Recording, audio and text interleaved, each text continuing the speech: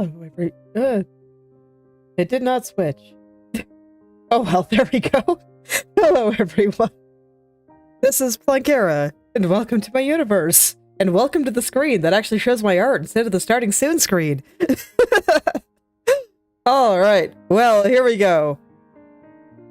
So I'm gonna take away some of the layers here.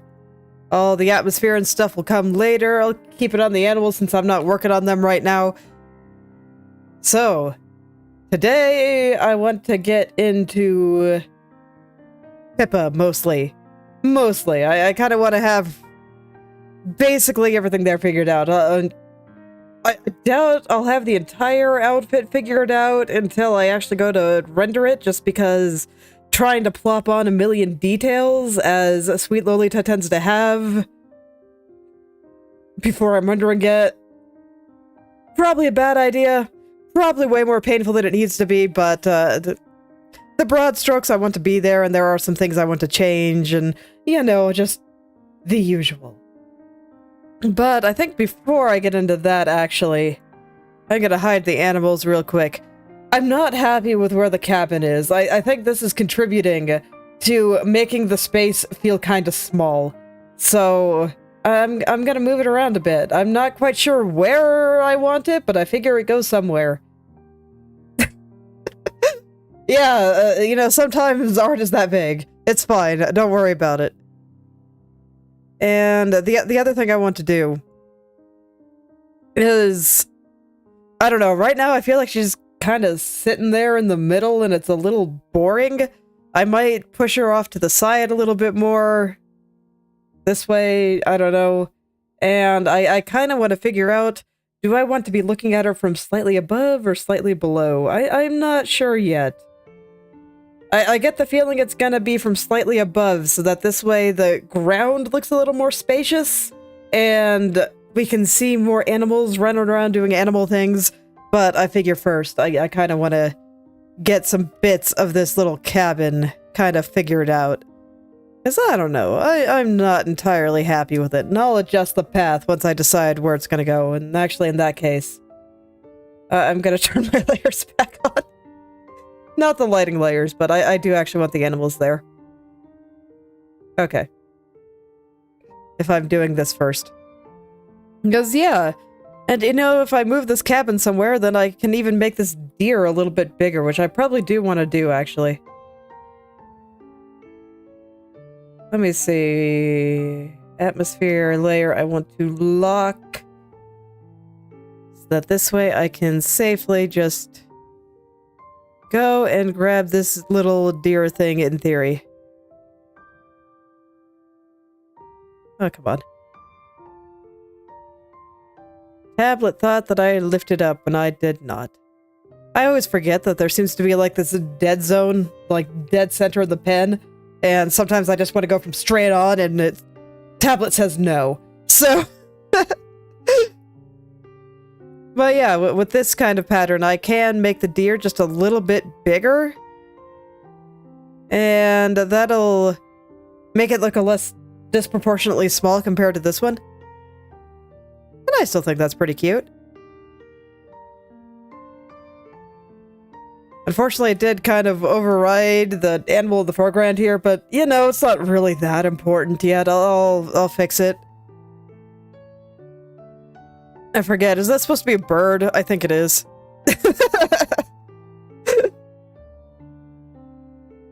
I think so.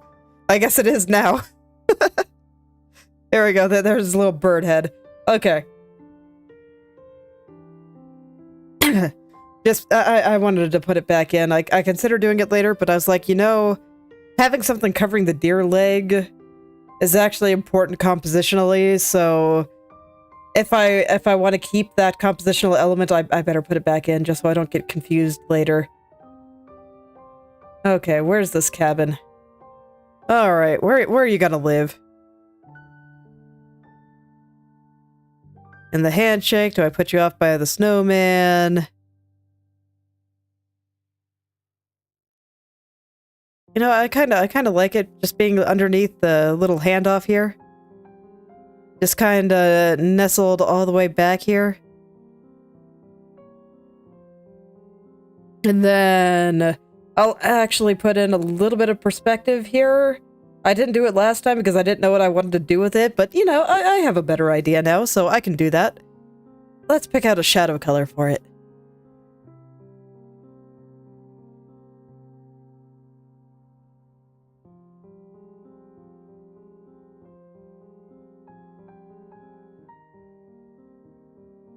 Yeah, this is way too dark. So let's try the other way, where I pick a lighter color and use a multiply brush instead.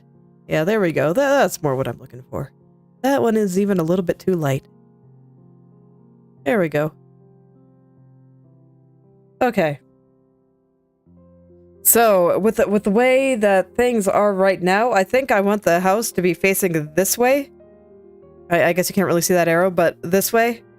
As opposed to towards Pippa. So what I'm gonna do is, you know, never mind all the door and stuff. I guess I'll leave it there. It's not bothering anyone. Hello there, Protox. Welcome back. So I'm just kind of picturing this in my head real quick. And yeah, actually the door will get in the way.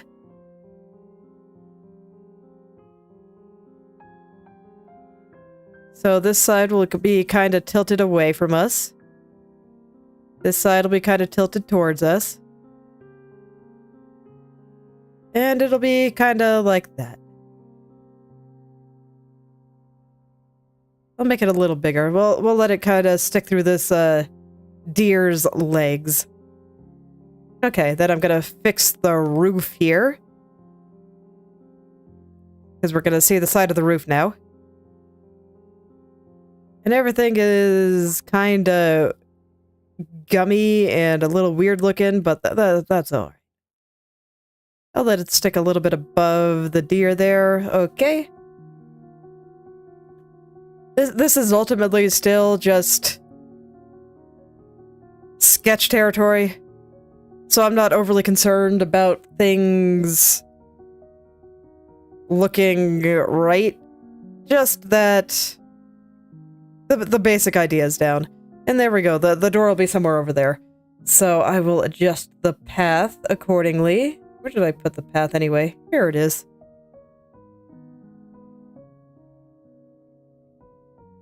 So I will mirror that horizontally. Oh, right, I can't do it from that menu. I thought I could at one point.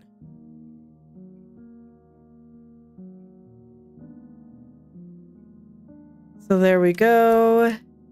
Erase over the snow pile. And I think I'm actually going to move the path a little bit over here just to give myself a little bit more space.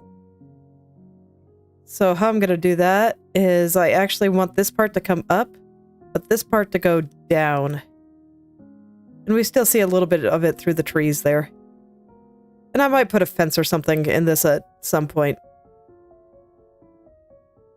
I don't know. We'll see what I feel like doing. I think a little fence around this house might be kind of cute.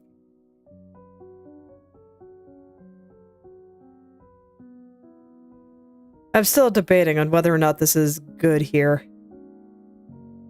Maybe a little further over. I can adjust the deer's legs a little, if necessary, in order to get the effect that I want, so I don't have to be super particular about that.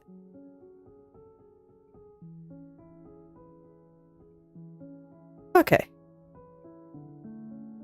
But yeah, this all feels a little bit better. And then in the background, I can just plop in some more trees. There'll be trees doing tree things out here. And it'll be great. And then maybe some more trees doing tree things.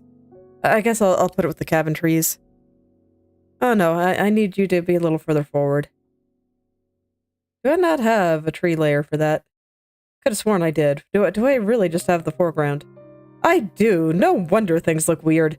Okay, so what I was talking to myself there about was, you know, I got trees in the background, right? And then I got trees in the foreground. For whatever reason, I did not consider it important to have trees in the middle ground. The me of Thursday Really was getting tired designing this.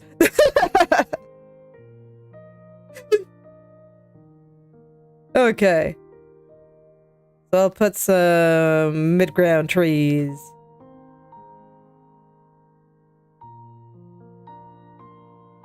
And, you know, after I kind of plop these guys in here, get some trees kind of covering up some of the middle ground here. Let's see, maybe over here too. Oh, plop a little tall tree over here. And maybe another one kind of over here. Doing a tree thing there. It'll be great. Okay. Hello there, Blood Bullet. I am not sure why your messages are not appearing in the chat. It is the weirdest thing. So I apologize if I start missing your messages, because the only reason I see them is due to my chat overlay.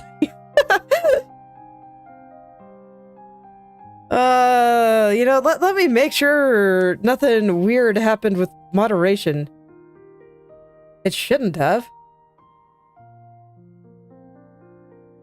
Give me just a moment here. I just want to make sure that nothing is killing stuff.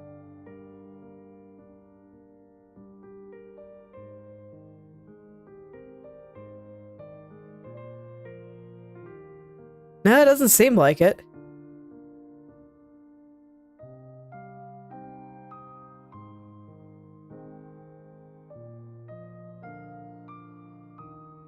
Yeah. So I do apologize. I do apologize if I missed some of your messages.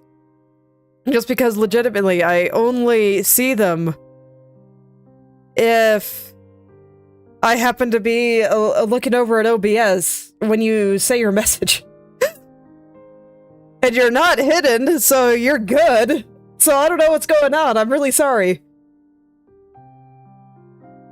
But yeah, I double checked. And everything appears to be fine. So I'm not sure what's happening. I feel bad about it.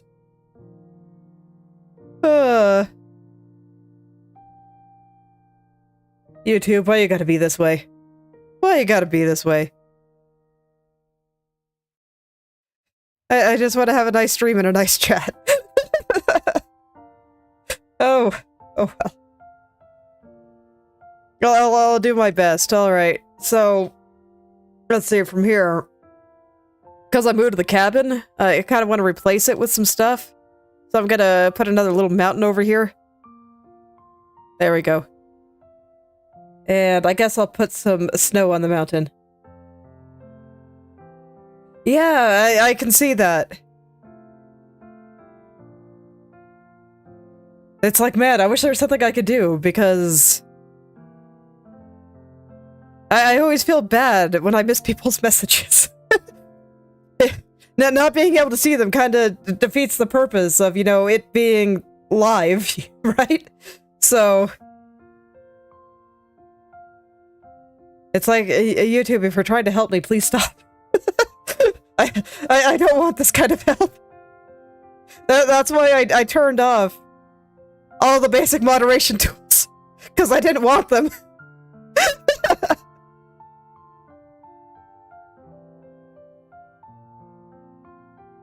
Alright.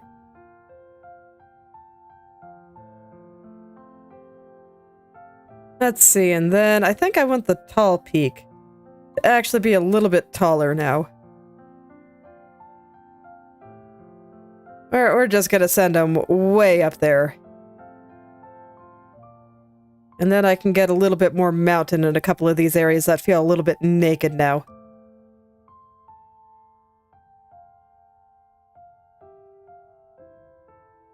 It's amazing how moving one thing can really change things. And in this case, you know, I just wanted to move the cabin, and now there's, like, stuff that I gotta fix over there.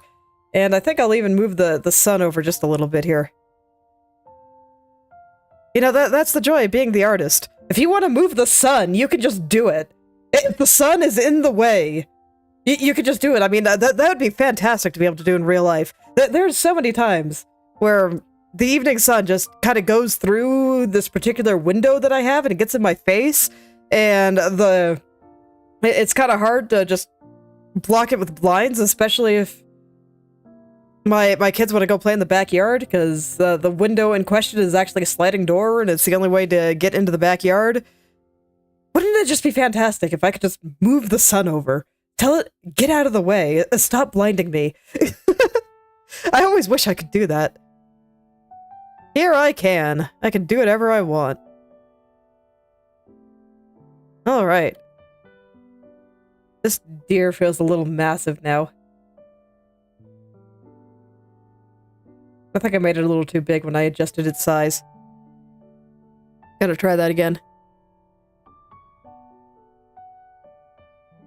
I'll leave its legs there, they're fine. It's gonna break the legs a little bit, but you know, that's also fine, so...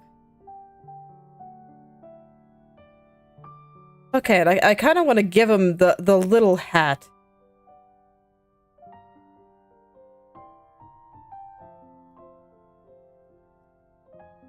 I want that in the composition too. Okay, so he's gonna be holding a little top hat in his little mouth. For the snowman. and that's probably fine for now. It should be a little bigger. But that level of detail, fine for now. Okay. Am I satisfied now? I actually still think I want Pippa just like a little bit to the left. So I'm gonna move her over just a little here. And then I guess we'll see some of her leg coming out there. Where's the body layer? Alright, well, I can see your messages now. I'm glad that there is at least something else you could do.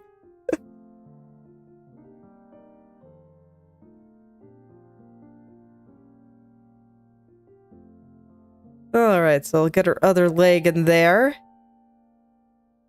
Yeah, I'll just leave it like that. I can put her tights and stuff on afterward. Okay, but I do have to move that deer over, and unfortunately I have, like, all the animals on one layer, so there's always shenanigans when I have to move something. But I can deal with it. It's alright. Everything's rough right now. We'll push him over just a little.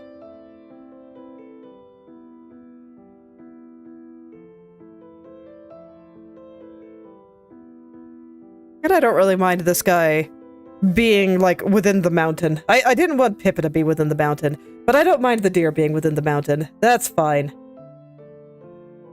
Gotta move the sun again. It just wanted to be in kind of a particular spot. Okay. So there's mission 1 done. I'm more happy with the cabin location. I am still happy with the animals. Well, that's good. I think. I think Pippa's location is a little bit better, so... Now it is time to fix the color of the mountains, because that's bothering me a little. It needs to be a slightly different blue here. I mean, I basically just picked a color at random, so... It was fine for then, but now I want to do something a little different. Okay, so that should be good. And I think I'll make the snow like a little bit darker, just as a base, and then I will paint over it with the light in appropriate places. I still don't know if I like that blue. Let's see. Maybe just a little bit less saturated. And this is going to be painted over with some of the sky colors, so that should make it a little bit better too. You know what, maybe I should do that right now.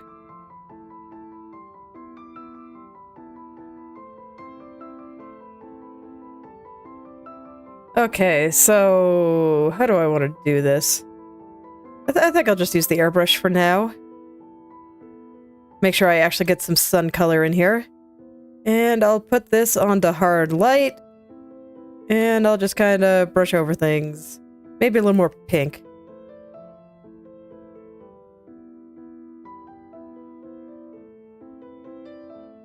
And I'll just brush over with some colors here and kind of let things fade in and out and have things be nice. Okay, and then I want to make some dark. And I have my just kind of default dark on my swatch already. Actually, I have my default light too. Maybe I should use that one. Okay, but I gotta get in some of these things in order to understand.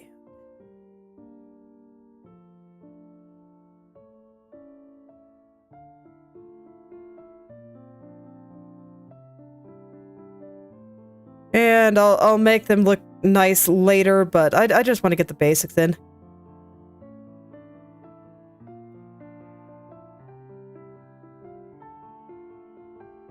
Lighting is like super important, so if the lighting feels really off, like I have some things partially, like I have the picture partially lit but not entirely, then it's gonna make me see things, and nobody likes hallucinating. So that should be fine for now. Gotta move the clouds around a little bit though, because with how things got moved around, I'm not sure if these are all in the right spots anymore.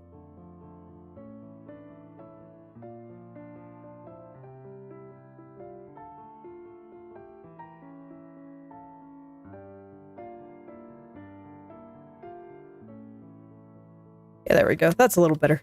Okay. Okay.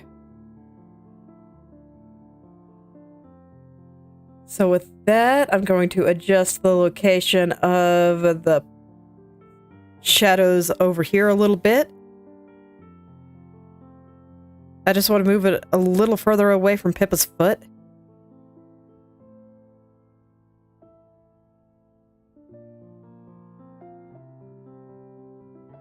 Okay, and that should be fine. Okay. So I think that's first order of business, just some basic compositional stuff that was bothering me. Second order of business was, you know, let me just rotate this around to make sure I like it a little better. Yeah, I don't think it feels real busy. There's lots of little animals, but that's fine. They're cute. So, second order of business for me was I found that the just kind of straight-on view of everything here, especially of Pippa here, was a little boring. So I wanted to either be looking at her from slightly above or slightly below. And which one I pick kind of depends on what I want people to be seeing. So if I look at her from slightly below, that's like a good way to make areas look spacious, especially if you're going to do a super spacious sky. But that's not really what I'm going for here, so it makes me think I should look at it from slightly above and see a little bit more of the ground, because that way I can put more little critters on there and it'll look great. I was thinking about how to do that. And that's always the question. And I don't actually think it'll be that hard. Like, everything is still pretty rough here. So mostly what I think I need to do is just, you know, get like the animal legs a little bit more under them. Adjust the bodies of things so that this way it feels like we're seeing a little bit more of the top than the bottom. And that kind of thing. But everything is so rough that I don't even think I have to do that much. I still like this guy. He's derping so hard. I think the steer is my favorite. Anyway. And so what that amounts for her clothes here, I think that's really the only thing I need to change.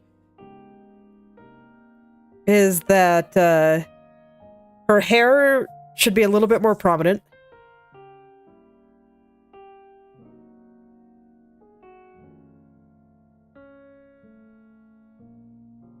So I'm just gonna kind of slide things like this.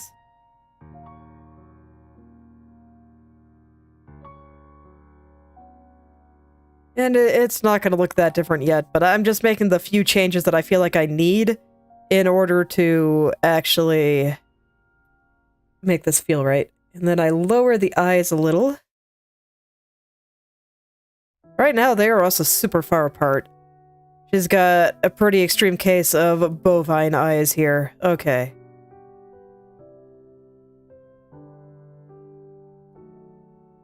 And then I just kind of push down the rest of the face a little. And move the mouth and the nose just a little closer together. And push it down just a little bit more. And then push the chin up just a little.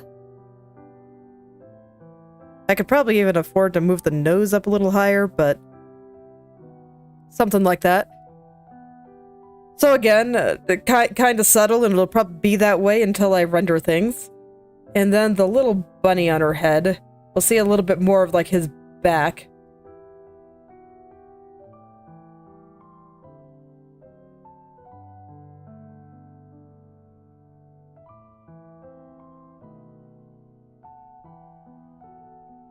But that's not something that's going to be super relevant just yet. I mean, that's kind of the joy of keeping things super rough like this.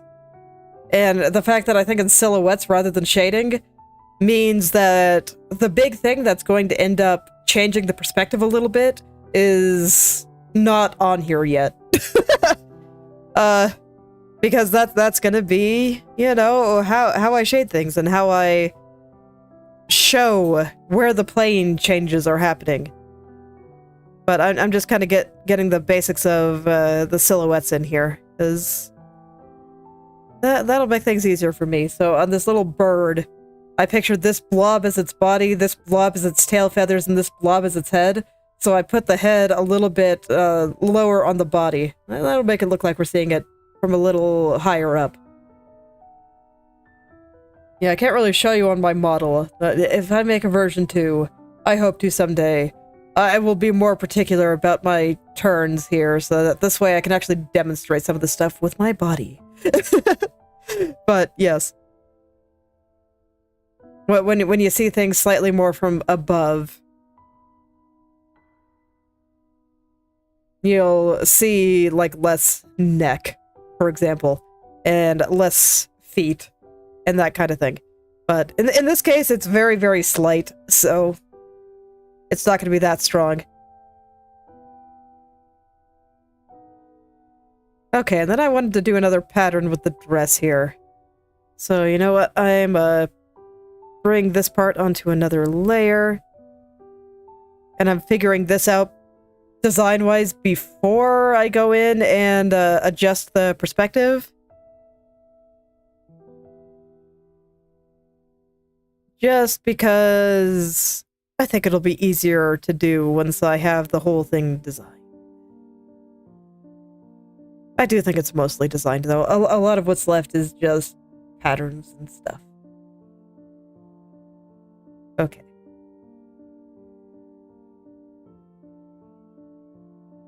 So, what I wanted to try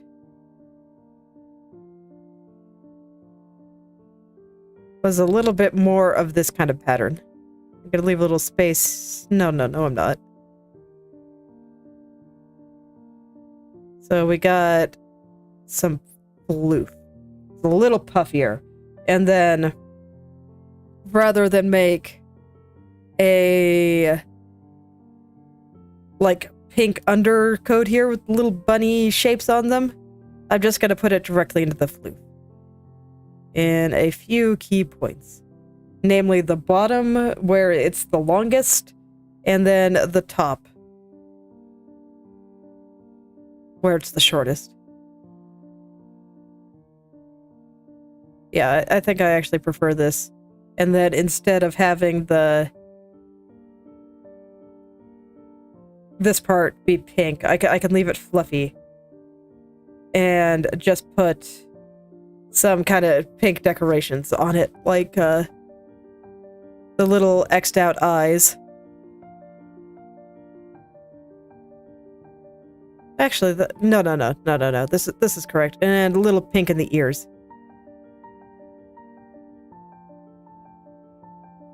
I still feel 100% obligated to keep the little bunnies with X'd out eyes in her design because I think it's just perfect. I do not think I could pick something better than that. That is just extremely her. And then maybe... Let me hide this for just a second here. Where did I put that? Okay, so I didn't put it on a separate layer. Okay, that's fine.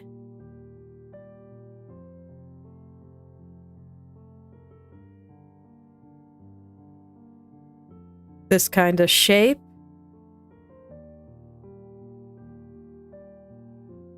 Kind of pray that I just put everything in the right spot. I think it's fine.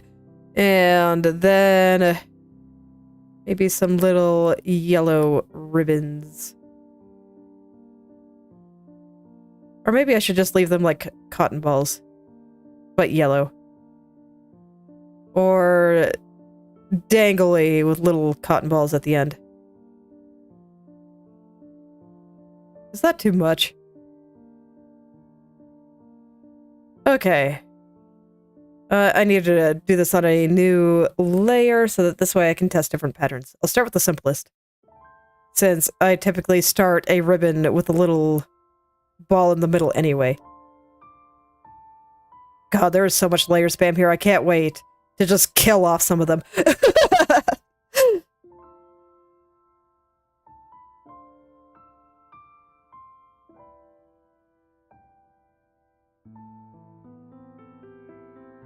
Okay, so there's ribbon, and here's a ribbon with little cotton balls. It's like I know I can go like full detail, be ridiculously extra, given that this is, you know, Sweet Lolita inspired, and that tends to be how they do things, but I still feel weird.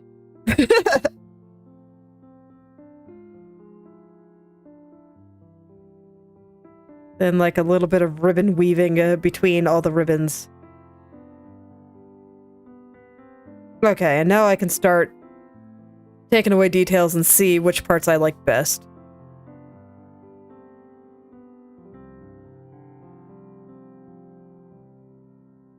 No, I think I like going full extra. So I think that's fine. And then I just have this little strip here. Do I want it to be frilly? God, and none of these are named. Because of course they're not, because I know I'm planning on getting rid of several of them. Okay, so I just drew it directly on there. Let's see if I want frills. I probably do. Oh yeah, definitely. It's not even a question. It's gotta be frilly. Gotta make her look like a freaking marshmallow here. Let's go. And then probably another set of frills just around the waist.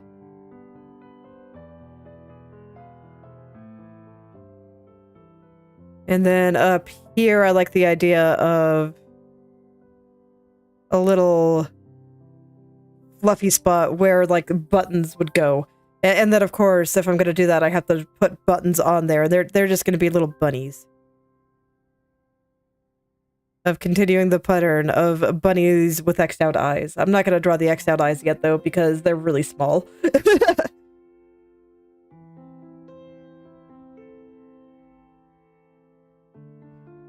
Yeah, and then I think I like the idea of the little coat here being a lot simpler, and then just going a full ham on the details on the dress, which again, I can't really draw yet, because trying to draw the details before I'm ready to render just seems like pure suffering.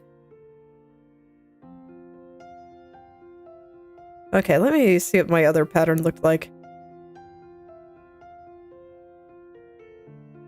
Yeah, I like the other one better. Okay. I'm still gonna keep everything. I'm just gonna group it all together so I don't have to keep scrolling through it all.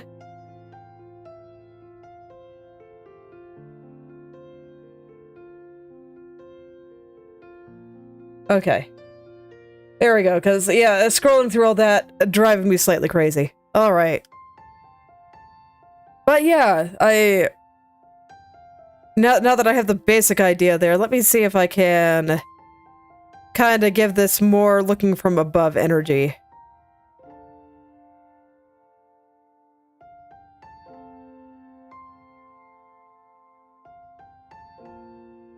It's not actually hard to do, so it's fine. I just gotta make it a little bit rounder here, and then pull some stuff up over here. There we go.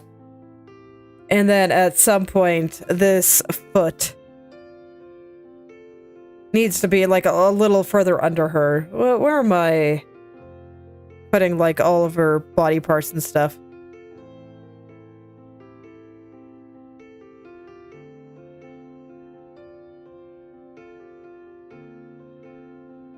Okay. Yeah, I think that's about all I gotta do. And that already, like it's hard to describe. I'm not sure how clear it is, but that already feels a lot better to me. Now I just kind of need to mess with the horizon a little bit, and I'm trying to think of how to do that. So the way I drew it initially, if I just find the layer, good luck me. Where the heck did I put it? Here you are. Alright, have fun. I drew a line. Have fun and enjoy your food.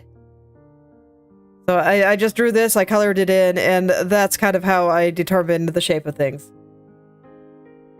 So what I want to do is try to make it look like there's a little bit more stuff going on behind her.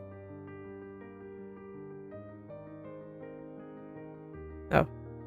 Okay. Anyway. No, don't copy it, kill it.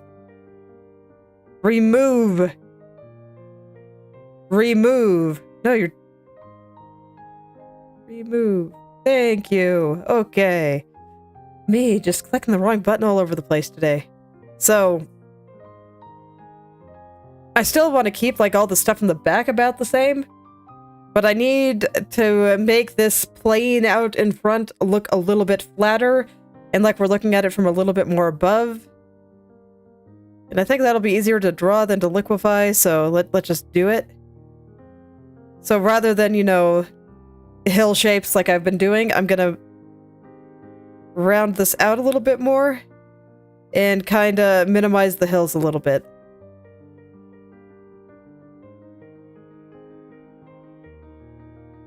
And I think that'll give me what I want there.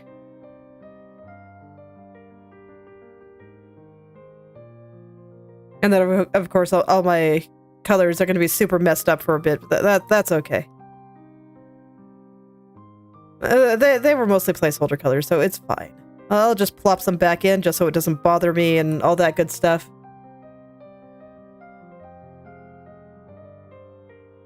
Just because I don't feel like I will see things properly if I don't do this.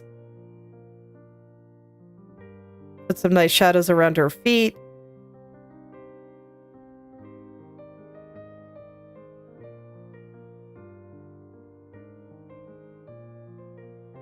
There we go. Actually, using the right color, very helpful.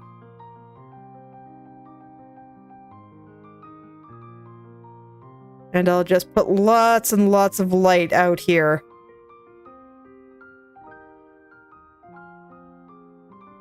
So there we go. I think that was probably the biggest thing I had to do. I just wanted to make this area look a little bit more spacious.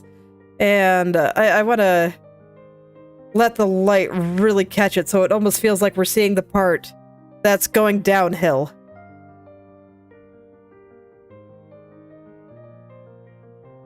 And in that case, I think I'm gonna move the other layer just a little bit higher up. That is the middle layer that I have going on here.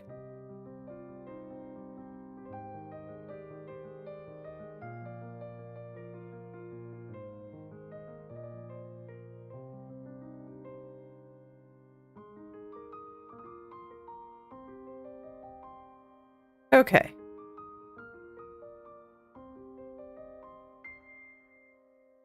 And I want to mess with the path just a little bit here.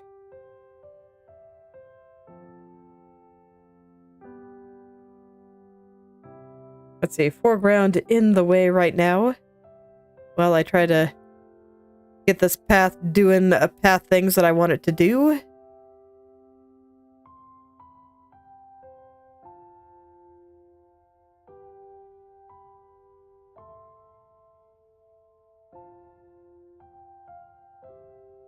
So I'm just gonna draw it on here. Okay, and the snow pile, I want to be a little bit less chunky here. I can probably make that about any size that I want. But nonetheless, I have a vision, so I'm gonna try to get that to how I see it.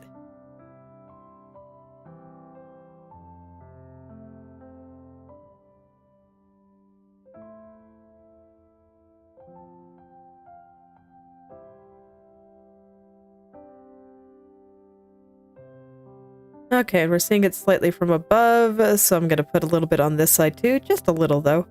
Not nearly as much as this side. And I think something like that should do it.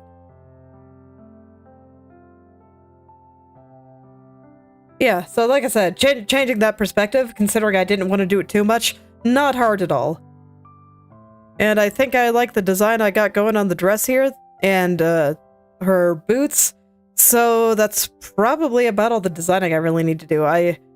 No, that's not quite true. She needs mittens. Very important. Let me go through some of my other patterns, and I'm gonna start pairing out things that I don't need anymore.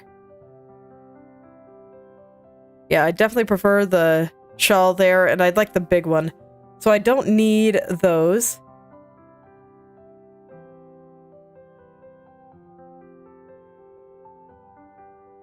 Okay, so coat. I'm gonna start pairing out the layers, naming them all. You know, maybe I want some more ribbons there. I probably do. But I don't feel like I can do that level of detail yet. Like, I can keep the ribbons down here because they're breaking up the colors. But I feel like any more over here are just going to be small. And just not going to quite work. What's on you? Okay. So that's stuff from the trim. I definitely don't need those. I'm gonna... Let's see. I'm gonna merge all of my ribbon stuff there because I do like having all of it. Just going full ham.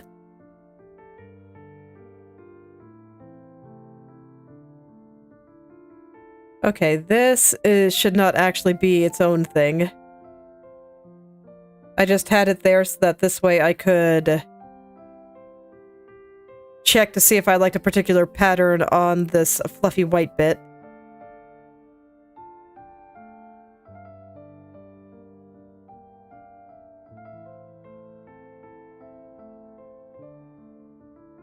But now that I know that I like that, I can just get rid of it. Oh, do I have...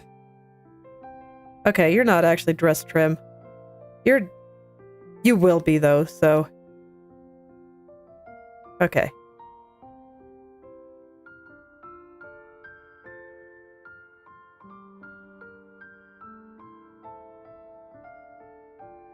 Layer management. Not my favorite part of drawing things. But it's very necessary. And that didn't actually work out very well, did it? No, that's fine. I can just replicate what I was going for here. Yep. Yep. Yep. No, actually, it went fine, didn't it? Okay, okay. It just, I didn't have the dress drawn down there, and I need to. What are you? Okay.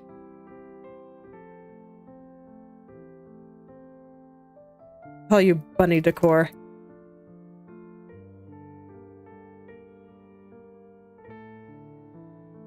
What are you? Okay, you're my extra bunnies. I don't need you anymore. See, dress buttons. I will want that.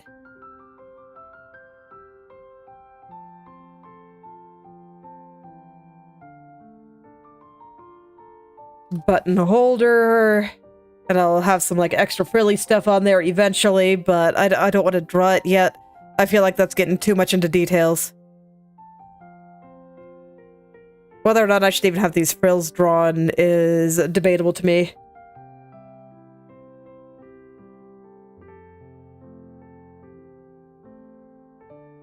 There we go. Fill in the rest of the dress there, and... Okay, so this is some other patterns that I didn't pick. Oh.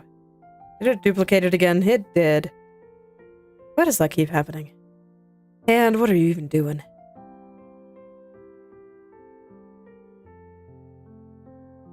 And yeah, I decided against leg warmers. Okay, so I'm gonna ungroup this now. Although, I guess I can just leave it as a dress, just so I don't have to scroll through everything. There's a lot to it. So yeah, you know what? I'm pretty okay with leaving it like that. Shoes, what are you? Okay, tights. Alright, and now I should actually start dividing things up so that this way I know where things are gonna have to go. So this snowman arm has to go above the snowman. Which does also mean that I need to take the other half of the coat with it.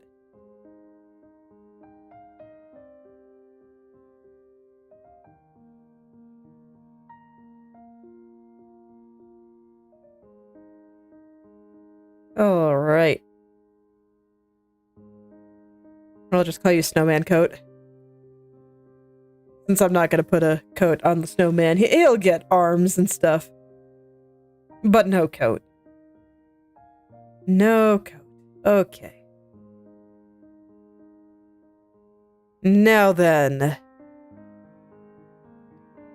Yes, final details. Mittens. Required.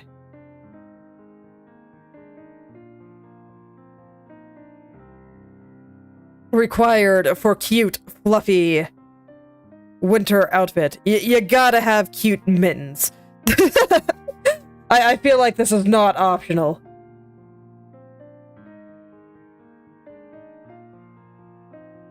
And then, of course, I gotta turn it into bunnies. So, gotta put a little ribbon over here. And we will have the little puffballs on it here. Do I want to do anything else? I'll leave it there for now. I might need to do more later, but that's fine for now. I think I'll just plop the mittens here.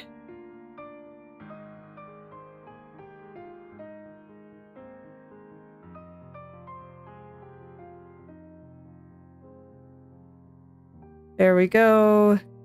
I want to get this a little more on the wrist here, and then ribbons. Okay. There'll probably be some ribbons down here too, but this is fine for now.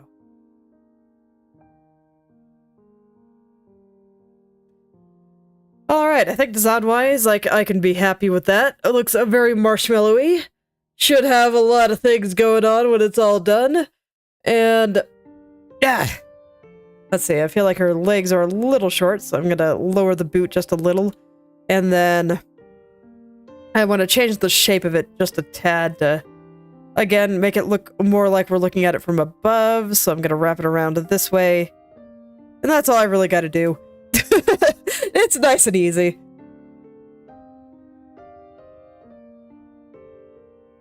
Okay, and I think I'm happy with the overall pose and stuff.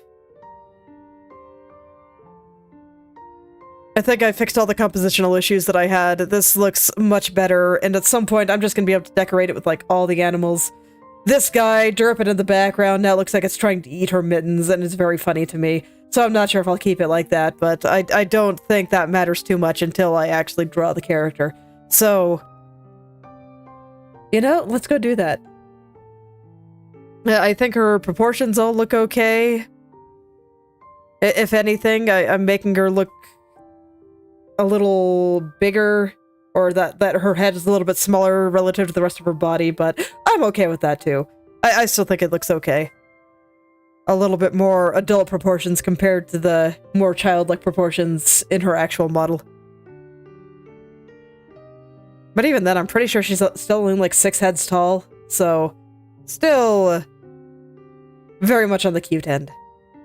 But yeah, I think I'm gonna start cleaning this up. And I just want to get all of the basic edges and stuff figured out. And then I can kind of figure out how I want to attempt to shade all of this. I have a couple of things I want to try out stylistically, because I kind of want to go for a softer picture. You can kind of see what I'm going for on the snowman here, the very, very start of it. And I don't think I want to get her into a finalized state until I have the picture a little bit more complete. But I want to know where I'm going. And with the character being like probably the most important thing in any painting with a character like this. I mean, in this painting, she's very much the focal point. I want to make sure that I like where I'm going with that before I commit to much else. Okay, so what do I want to do here? I'm gonna liquefy her hair a little bit just to kind of push it into the same shape as the hair here, because I moved her eyes over. So I need that bang to be a little bit more centralized.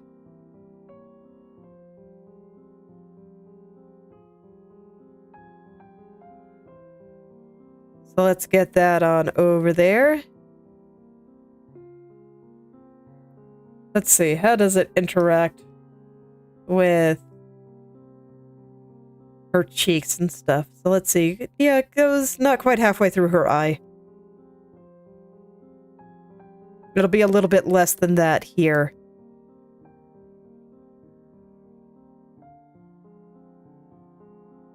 Just due to the head angle. And her hair should at no point cover her eyes. Over here.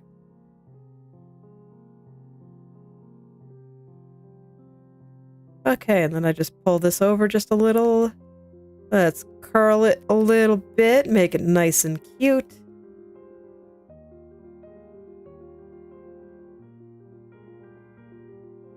There we go, that's sitting on her face a little bit better now.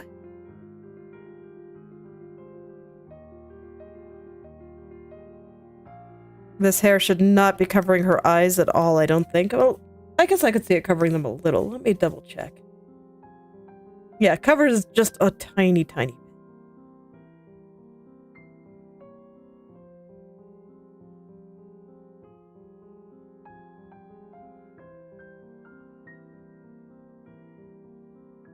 And I do think it should cover this eye a little bit, even though it doesn't on her... even though it normally wouldn't if she was facing forward. She's just facing a little bit to the left here, so that changes how the bang sits on her head.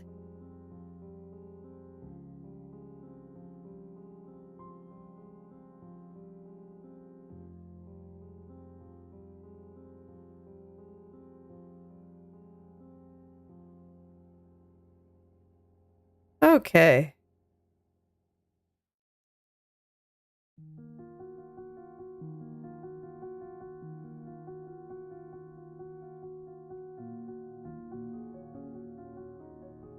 Gotta squish in her side here just a little bit here. Kind of emphasize the turn a little bit more. It's not an extreme turn, so I don't need to be squishing things too much, but I think that's pretty good. Yeah, and so what I'm going to do for this one, this is going to be a little bit different than what I normally do, because I want to do some shading experiments, is that I'm going to kind of get the outside good, and I'm just going to do it for the face for now. And then once I kind of have my general outlines and where I want to put things, then I'm going to start worrying about shading it nicely. And we'll see how it goes. I'm not sure what to expect. I'm gonna hide her back hair for now. Okay. So I just have the head here, and I'm also gonna hide the sun. You know, the thing I wish I could do in real life, I always wish I could just tell the sun to go away when it's making it hard to see. Wouldn't that be a fantastic superpower? Alright. So I'm just gonna focus on getting the front hair here good, and her little ears. And now I think it's becoming a little bit more clear what I was doing at the beginning there, when I was trying to make it look like we're seeing her a little bit more from the top. You can see more of like the back of her head and stuff is showing a little. So I just need to kind of combine that into here, and her ears are no longer connecting into her head at the very top.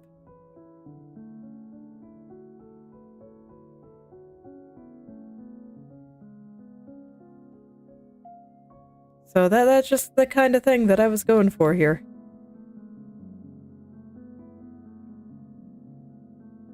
But yeah, I think I'm happy with the general shape of the head, how the facial features are all being placed. I think it all looks pretty good. Let's see. I'm gonna hide a little bit of this coat here. This should not be overlapping her face. What are you? Are you just some rogue piece of hair? I legitimately have no idea what you are. Oh, I see. You're a piece of the neck. Okay. Definitely don't want that.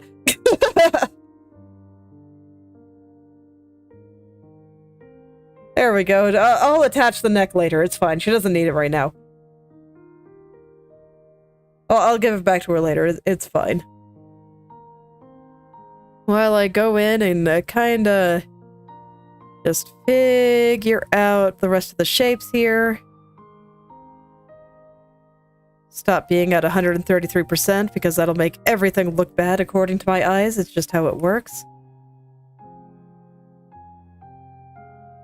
I don't know exactly how I want this hair to look right now, but I'm just gonna plop in where I feel like it's dividing. I'm even gonna hide the ears right now. And kind of figured that out. Oh, she has an ahoge. I didn't draw that. I probably should. I'll do it later. It's fine. I don't need to get all those little details just yet. As always, you never really know what a character looks like until you actually go and draw it. I'm always finding little details in these designs that I never really noticed, just casually looking at them.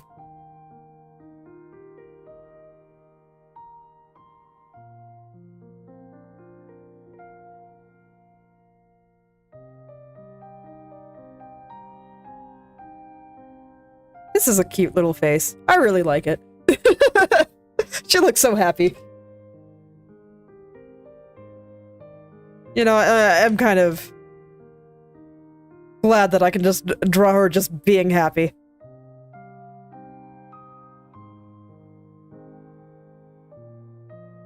I feel like not a lot of people do that. And you know, I think she deserves to be happy too.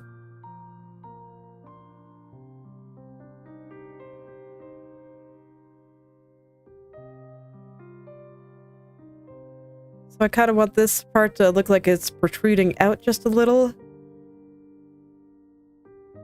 Just because her bangs look so super fluffy, and I really want to keep that super fluffy feeling.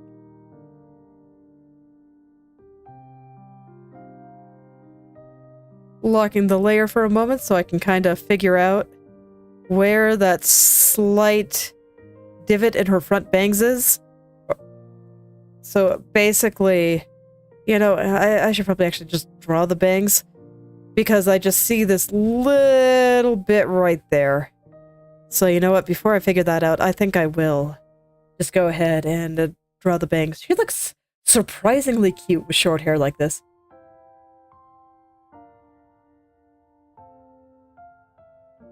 Let me see, how is that? What am I doing here? Okay, so I think that's this one, so I just have it way too long. And that's fine, I'll cut it off. Give her a slight haircut here.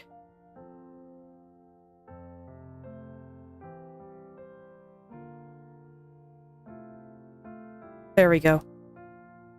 But yeah, I think I should draw the bangs before I start worrying about this stuff.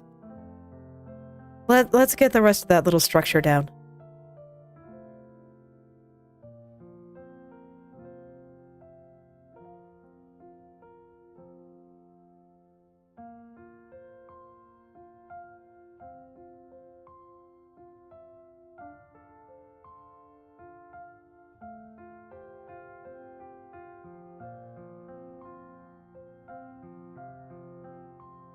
Okay. And then I can add other loose strands and stuff after. I just kind of want to get that one in there since it is so prominent in her hairstyle. I'm gonna invert the color of her head for a bit, so we're gonna go green mode for a bit, just so I can see the hair a little bit better. Don't worry, I'll separate them out proper when the time comes, but for now, this will let me see just a little bit better. And I'm kind of painting the inside here with the shadow color because I think we see the side of this bit of hair. And I want to show that. I want to make sure that my future self actually understands what I'm going for here. You gotta be able to talk with your future self. It's important.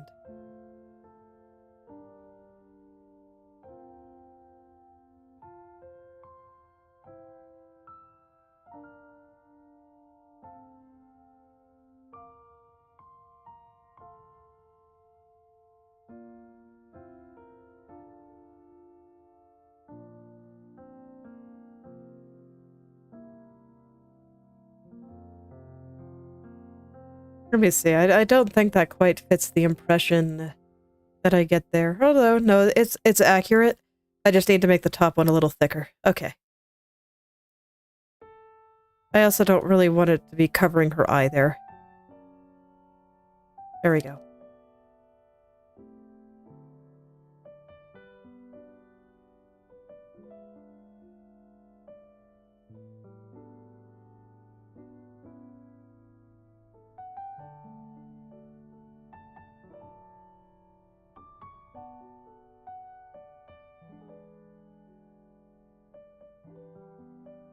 Okay. So yeah, I think that looks pretty good. Feels weird to already be into rendering considering how much is going on here, but no, I do think it's time.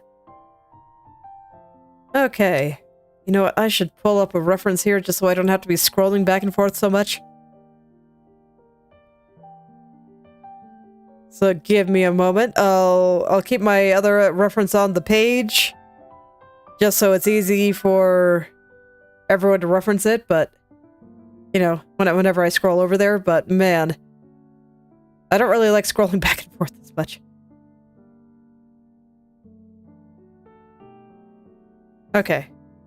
So the front bang. So basically what's happening is that there's going to be a little piece of hair kind of connecting everything over here, but I need to figure out the front bangs before I can draw that.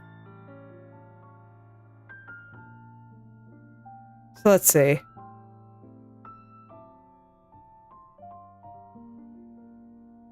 It's fine. She's gonna look a little bald for the moment, but it's for the best. So go ahead and start kind of getting those shapes in there.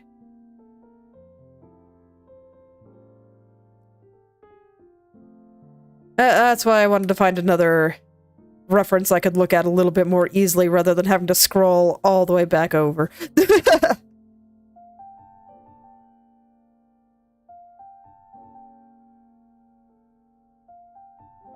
That's too long, but the idea is good. You know what? The idea is so good, I'm actually going to keep it since the rest of this is a mess anyway, and I'm just going to move it up to where it should actually be. Let's see, where should you be? A little higher. Right about there. Okay. But I liked that little hair tip, so I did not want to destroy it for the sake of a bunch of stuff that is not yet ready. I'm gonna need another shadow color for hair.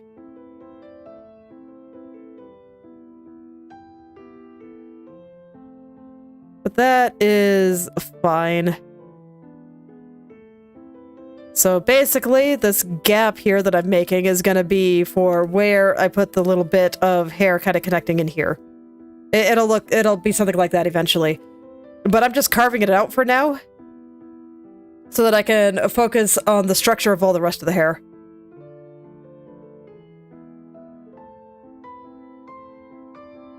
And then I'm going to want to plop this in here where I feel like we see the side. And I think we actually see like a little bit at the top here, so I'll put that in as well.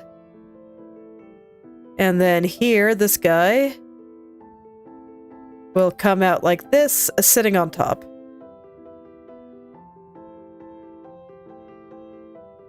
These don't actually meet. Okay, so that actually means that I want you to be going up higher.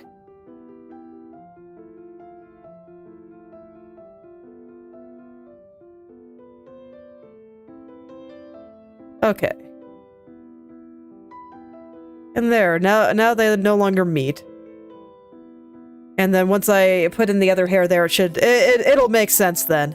But for now, enjoy the baldness. At least it's funny.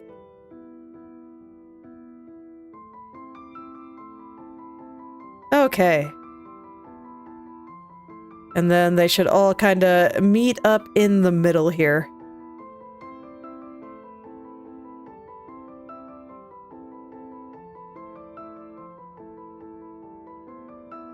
So we have a shape kind of like that. And then this hair will curve in a little bit more and will come and meet like right about there.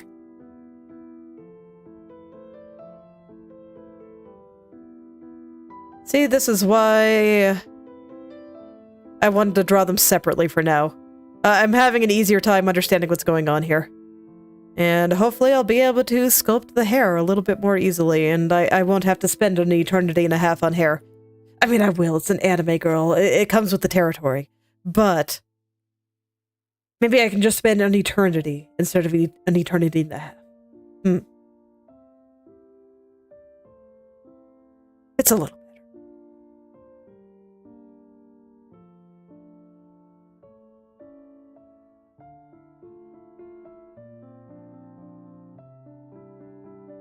This is all just a big old mess, so I'm gonna clean it up until I'm satisfied with the point there.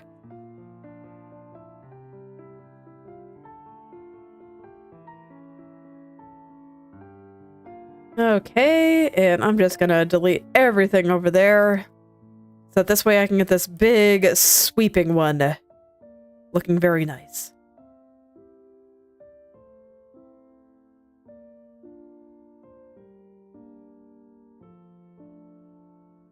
Okay, and after that big sweeping one, we start getting some from the other side. So I'm gonna go figure out the side hair first.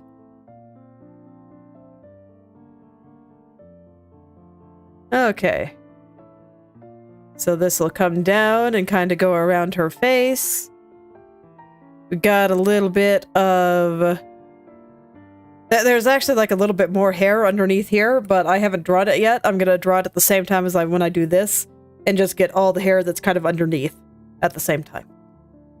I think that'll be a bit easier than trying to pull shenanigans here. So we got another little hair kind of sticking out the side here. I will get him.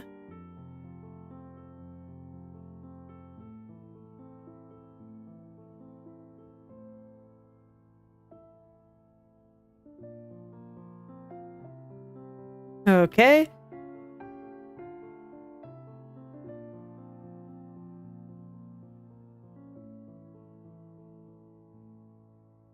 And once again, you know, I'm just gonna kind of sculpt out the side. I know it's mostly symmetrical over here.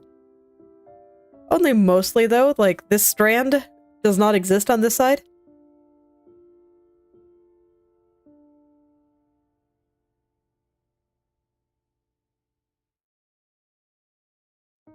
VTubers do tend to be extremely symmetrical just because of how much easier it makes the rigging. So, I always pay a little bit of extra attention to those places where they're a little bit asymmetrical. Just because I know the designer was also being very, very deliberate there. Since it's so uncommon. You want to keep as much of it symmetrical as possible. Because otherwise, you just have a bad time. You have to do a lot more work to rig the asymmetrical parts.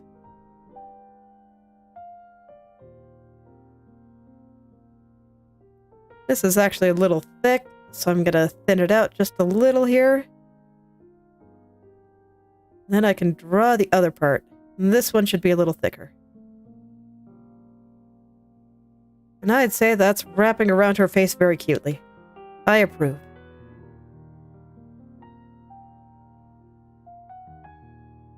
Okay. So once again, I have there's going to be another bit of hair kind of connecting all of this, but this is going to kind of come up here.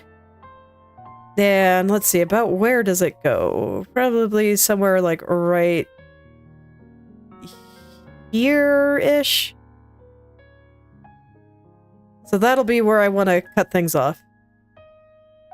And bring on the bald spot.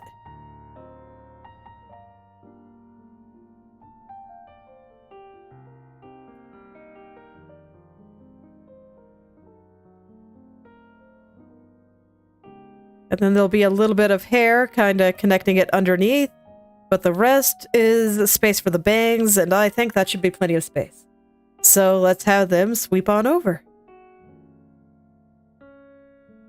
I'm not going to worry about the little bang that if I go over to her design. There's one over here that's just kind of on top of everything. This guy. I'm not going to worry about him yet. I'll draw that one later. So back over here. Gotta start drawing the bangs sweeping in the other direction. This first one does cover her eye a little bit. So I will draw it as such.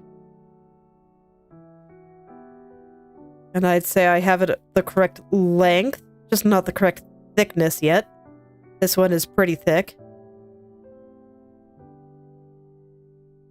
I want it to be a little bit more sweeping. There we go.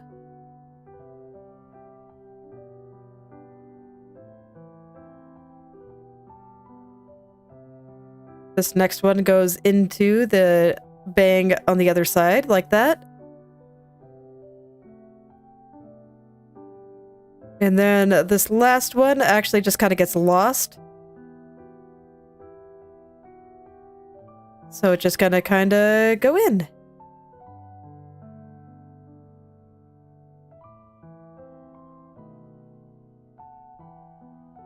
Well, I mean, now you won't have to do those lessons later.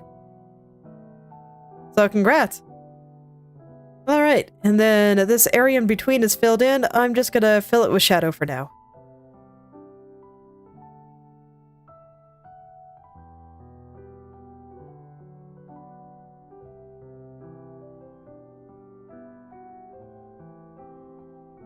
Alright, I think that's pretty good.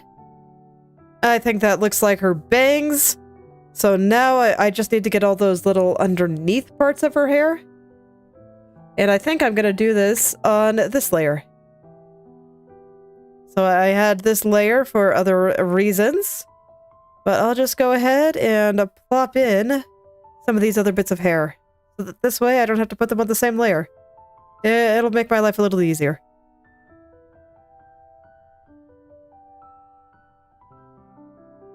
And it just very slightly covers the corner of her eye.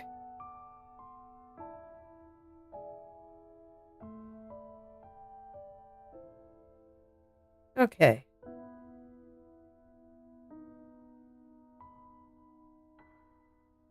I'm gonna have to figure out what I'm gonna do with like her shoulders and stuff, because right now that coat is covering some stuff that it shouldn't. The arm too. It's all gonna be covered, it's fine. I'll do it on the layers below. So it'll just start turning into the layers on top right up here. And I can connect them pretty easy when the time comes. Okay.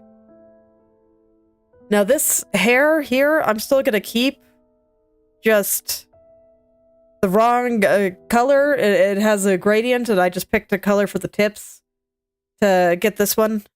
And I'll just leave it like that for now. It's fine for now. But alright, let's go ahead and actually, you know, before I do those, I should get her the back of her head here. Figure out how that works. Because now I have the hair totally structured, so I can just kind of go in and do the back of her hair here. The back of the head.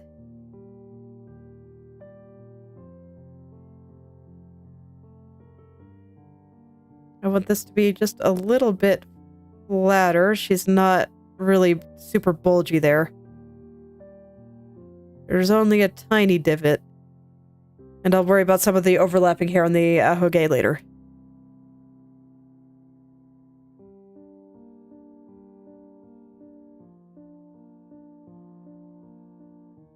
Okay, let's smooth that out. I think that's looking pretty alright. I think her head is protruding just a little bit too much here, so let's bring it back just a little bit too much on the side there.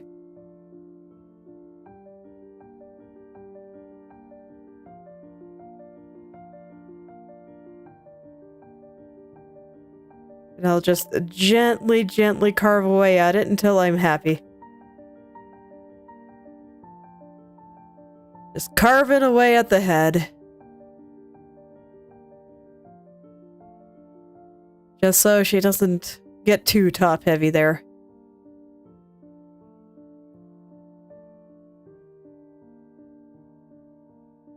Alright, I think that's about right there, so let's kind of pull this side back in a little.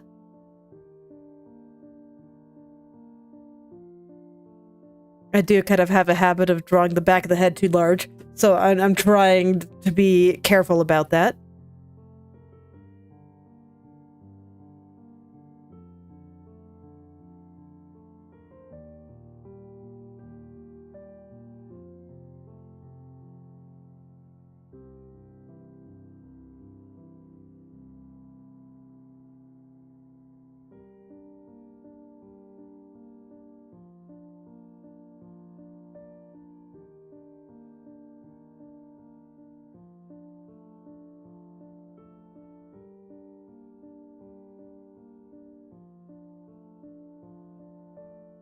Okay.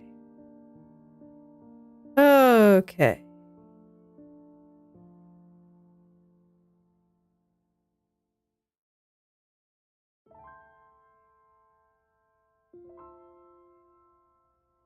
Alright, let me just zoom out and make sure I like that.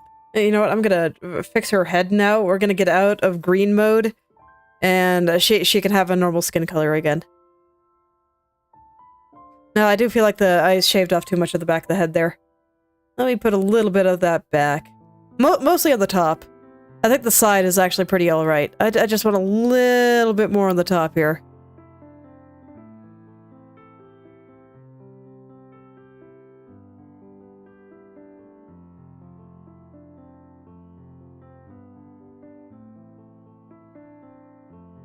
Okay, yeah, that seems about right. And we got the bangs floofing out there, and I think that's right. They're lining up nicely on her head. So there we go. I think that's pretty okay. Let's... you know what I really need? I really need another shadow color. So let's go ahead and get one.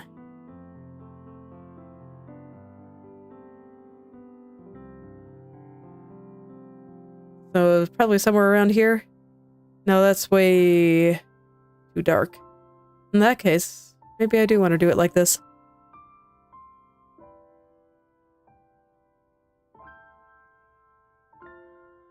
Ooh, but that's really, really pink.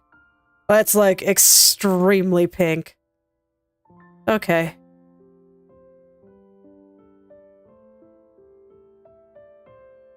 Ooh, I might just have to pick it. Okay, I can do that. So I'll draw it a little bit more toward purple.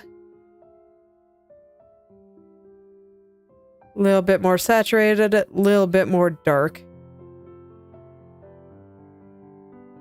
And then this is gonna look weird until I shade it proper, but I just need to divide the colors right now so I can see what I'm doing.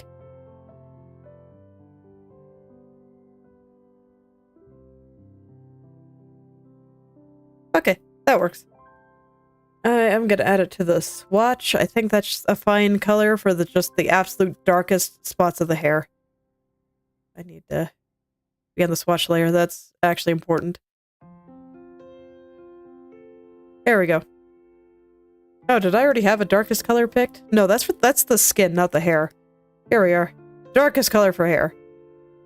Perfect. Okay.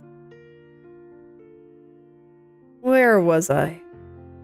Yes, I was gonna do the long bits of hair coming out here. And then also these extra little bits kind of sticking out under there, making her hair look a little more crazy. Yes. Yes.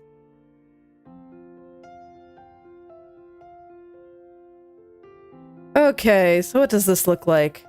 So first, I'm gonna get the hair just kind of going down.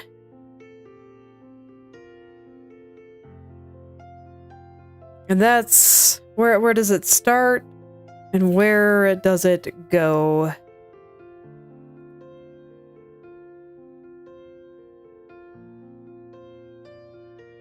It's very banana shaped.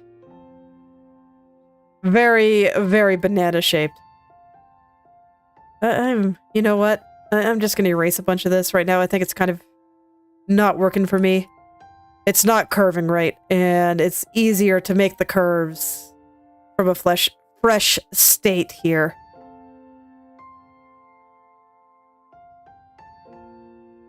So this way I can get the proper banana.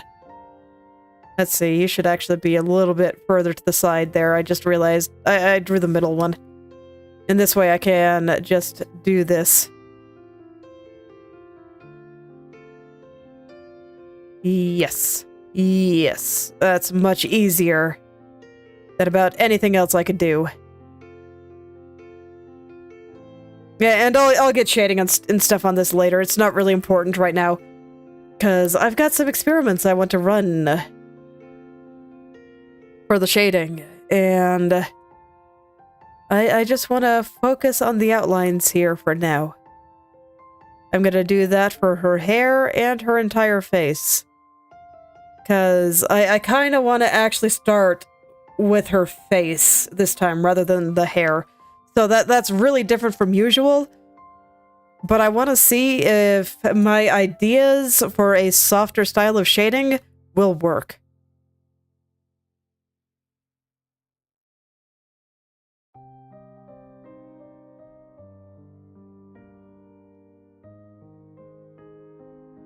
I just want to see if it looks good, and the best way to see if I like it is actually to do the face first.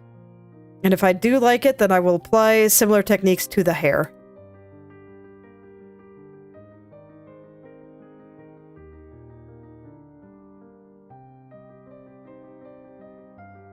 I just want to get a nice, cute little curl there, so...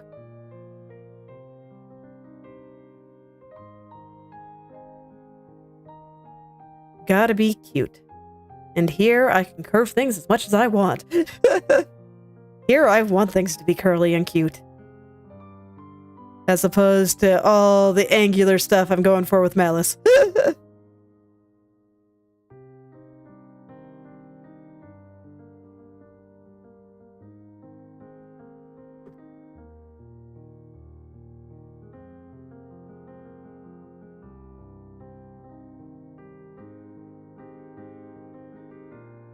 Okay. This one I think still has to be a little bit thinner, so I'm going to shave a little bit off here. There we go. That looks pretty good. Now I'll do the same on the other side, because I believe that these are symmetrical. Yes. Yes, they are. And actually, this one at the bottom splits a little at the end. There we go. So I'll draw the next banana here.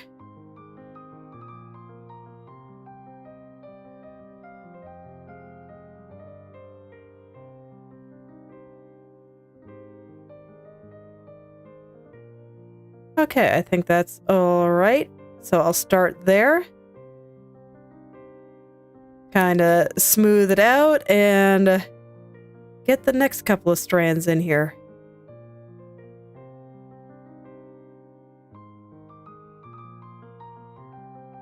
Okay, body in the way. I'm gonna make a group for just her entire body, just so I can get rid of it.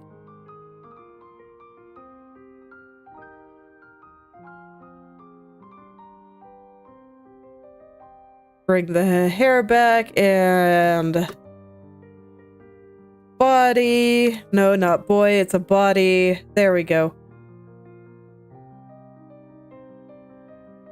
There we go, and now I can see better. She's just gonna be a floating head for a little while. It's fine. Don't worry about it.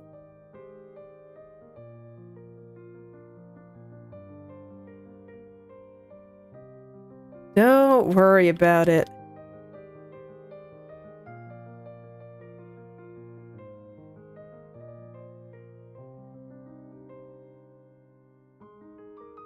Okay, and then I just want this to taper off a little bit more nicely. The curl, not cute enough. See, that's way cuter. Way cuter.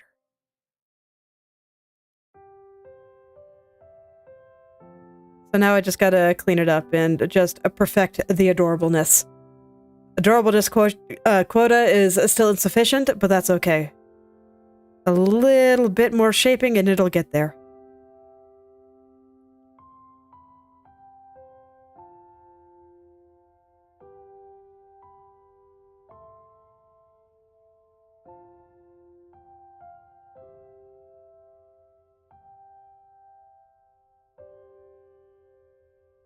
All right.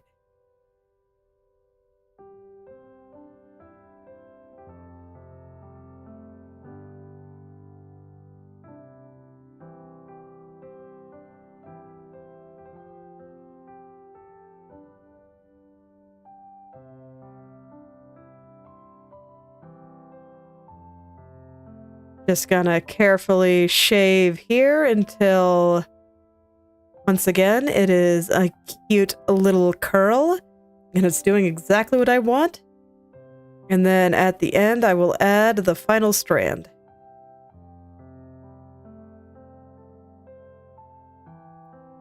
And as always with things around the face, I'm being very particular.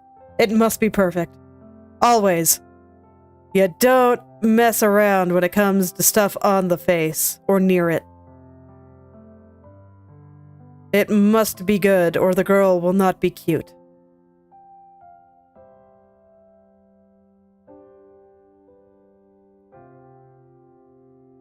It is that important.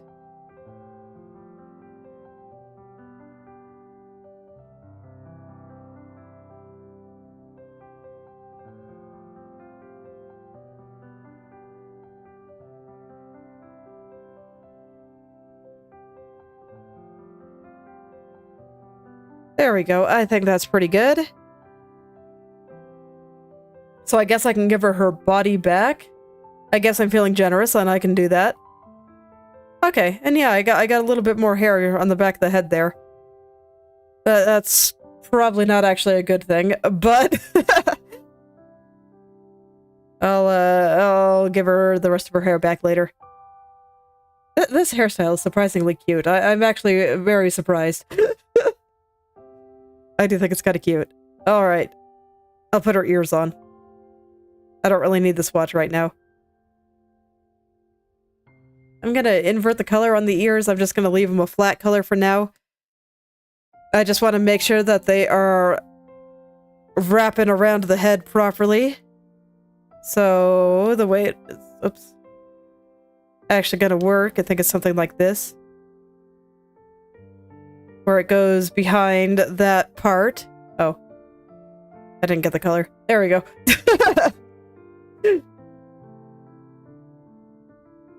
Alright, have fun.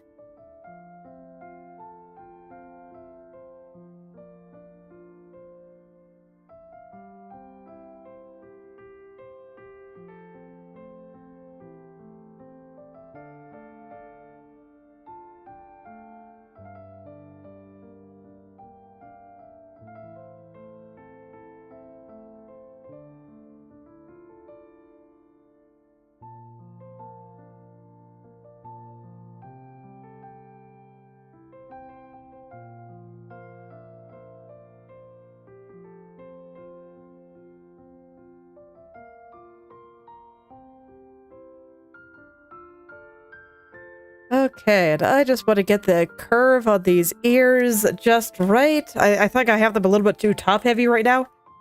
I want to go look at her ears real quick, because yeah, they do get a little bit thinner at the top there. They get just a little bit thinner.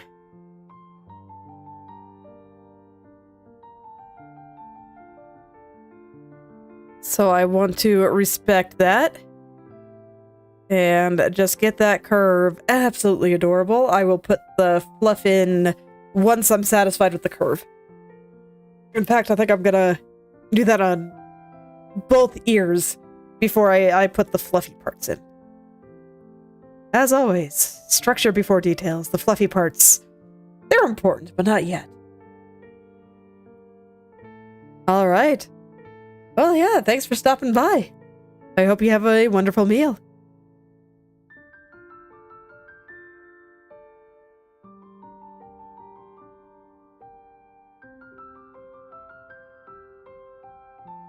Okay, let's get this nice and curved, nice and like the roundness is nice, but I need it to like still taper off. I'm not satisfied with the level of tapering here. Let's see, what color is like the inside of the ears here? Do I have a good shot of that in one of these other ones? Yeah, I guess right here is fine. A little bit more gray.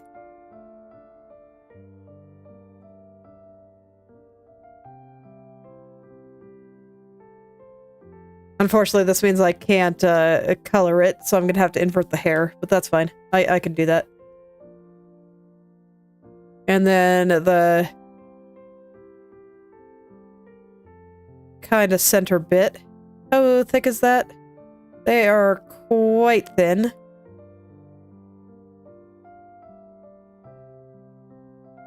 So something like this. And I'm kind of hoping that if I get this shape that's a little easier to understand, right, then the top part will be just easier. Because I was struggling a little bit more than I feel like I should be. So that's a sign. You know, let's just get a little bit of help from another structural component. In this case, the inside of her ear. Okay, and I see where it's going wrong now. Right over here is bulging.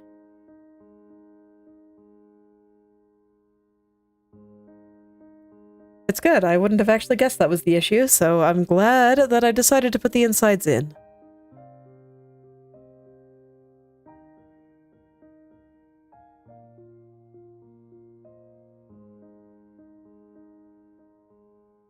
And I can round this part out a little bit more and connect it a little bit more nicely.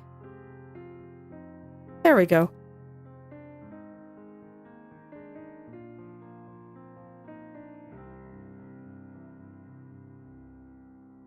Okay.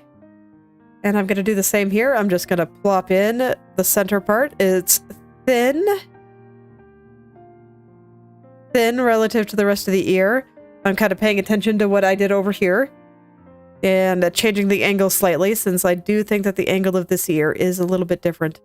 And it's also sitting a little higher on her head, so I want to make sure that I'm kind of respecting the angle of her head here. You can see it on her eyes. It's kind of like this.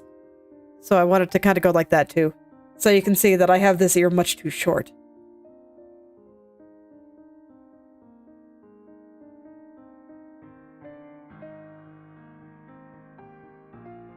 That's okay. That's what the purpose of what I'm currently doing is. And now that I have it sitting behind her hair properly, I think I can even just bring it to full opacity. Just really let me see it. I do feel like this part is a little too thick. So let's fix that. I want it to be a little thicker than this side, but not much. The ears are still pointed this way. This way. So there's like going to be a shadow here, for example. I should probably put that in, actually. I think that'll help me see things, so I'll do it. Seems like a good idea.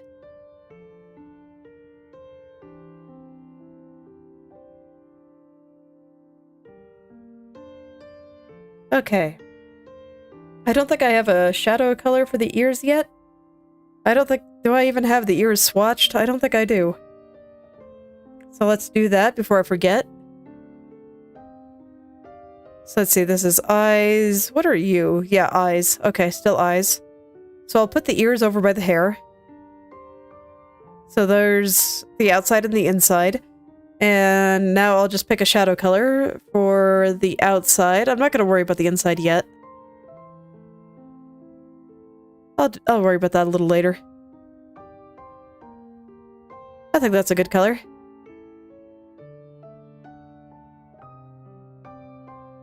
Okay.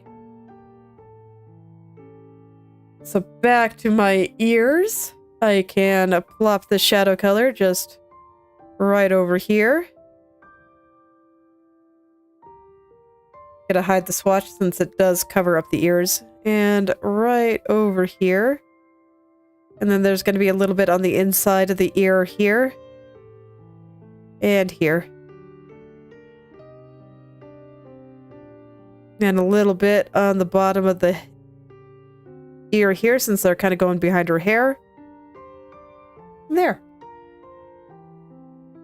Seems good to me. And now I can just draw the rest. Get the angles right and all that good stuff.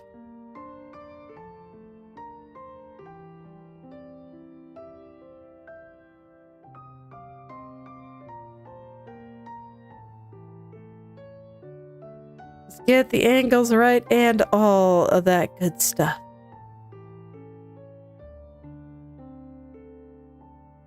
Because right now I feel like this is a little bit square. And it should be very round. It also needs to be longer. Because you can see it's not respecting the angle right now. It's much too short.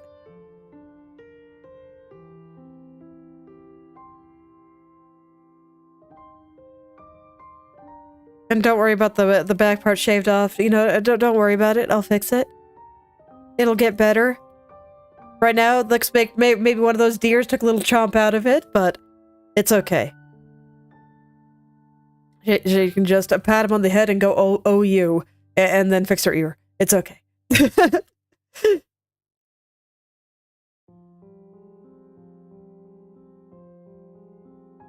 She actually does strike me as the type that, you know, maybe if her ear was bitten, she might swear a little bit, and then just go back to calling that same animal adorable moments later, and just being very nice to it.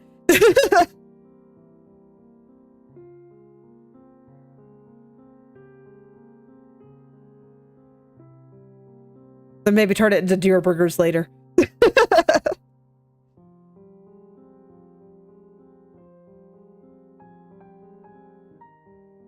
Does remind me that I'm probably going to have bison meat for dinner. Bovines. Very delicious.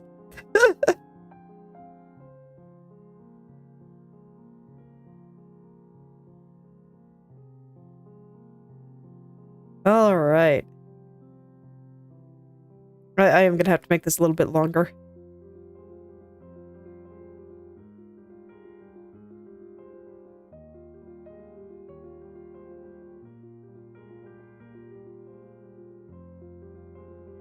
and then I will connect this part off on the side here. Get everything nice and three-dimensional. There. There we go. And I think that's good. Yeah. So now I'll go ahead and make them fluffy. Because they are just very, very slightly fluffy. But, you know, now that I've kind of got structural things good, it'll be nice and easy to make them fluffy. So all I gotta do is just little fluff shapes. See how easy that is with all the structure in place? So much easier. So much easier than doing it right away.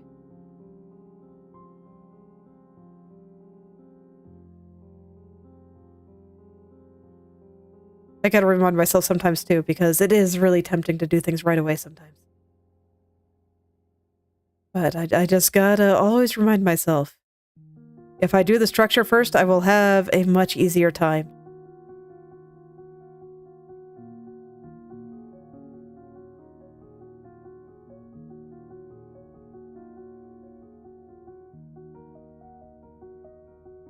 And just little tiny fluffy shapes. Okay, and then I just have to fix it where it overlaps the hair, but that's easy enough. All right, let's do the other ear.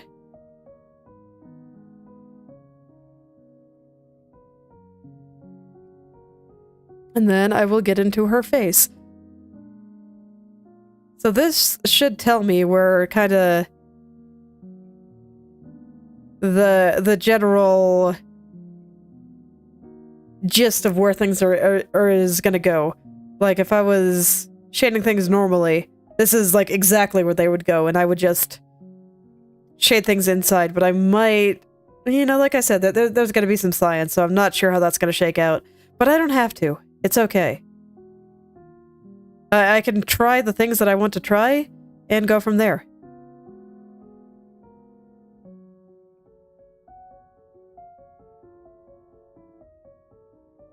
I can. It'll be nice and easy. So I'll start smoothing out her face. I think I'm going to start with the head this time. And then do all of her facial features. Okay, there we go. Those are some cute little fluffy ears. Oh yeah, and I wanted to give her some ear muffs. You know, that's actually kind of important, isn't it? Probably should have drawn those before now. Oops. Oh well. It'll be okay. Let's turn her hair back normal. Okay. I do feel like for cute winter outfit, earmuffs, especially if I'm not giving her a hat because of her ears, earmuffs are definitely required. Stretch. Okay. So what I'm gonna do then, let's see.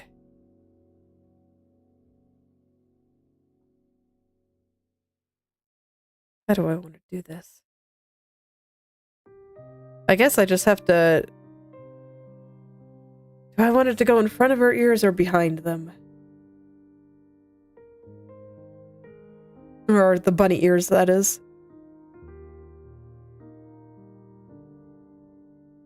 You know, I just realized I don't have the angle of this hair right. Okay, hold on. I gotta fix that. So once again, I'm not respecting the angle here. If you go from here over to here, you can't see it because of the color, but yeah, it's not lining up with her eyes. It has to be like this. So I didn't draw this part right.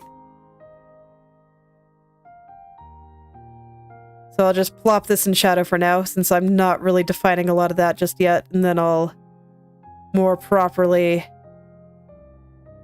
get this up there.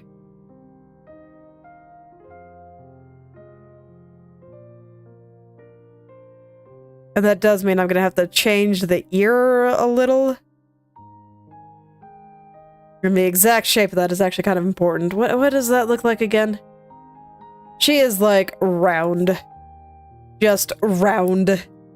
Makes sense, because round shapes are cuter than angular shapes. It's just a fact. I blame babies. Because babies, if you've ever seen a baby, they're very, very round and squishy. And that's, baby features tend to be closer to what humans find cute. I blame evolution. People that found their babies cute were more likely to raise their babies. And thus, the trait persisted.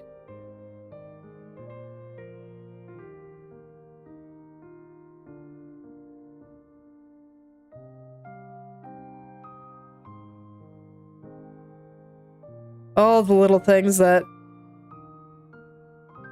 result in more people reaching adulthood it's just always wild to me. Exactly how many stupid little things matter.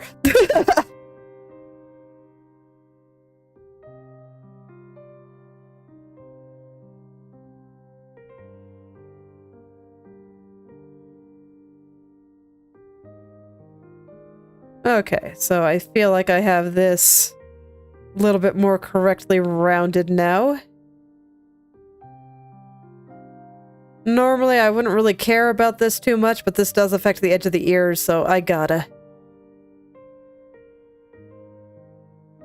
I don't know, I feel like that divot is too deep. So let's round it out just a little bit more here.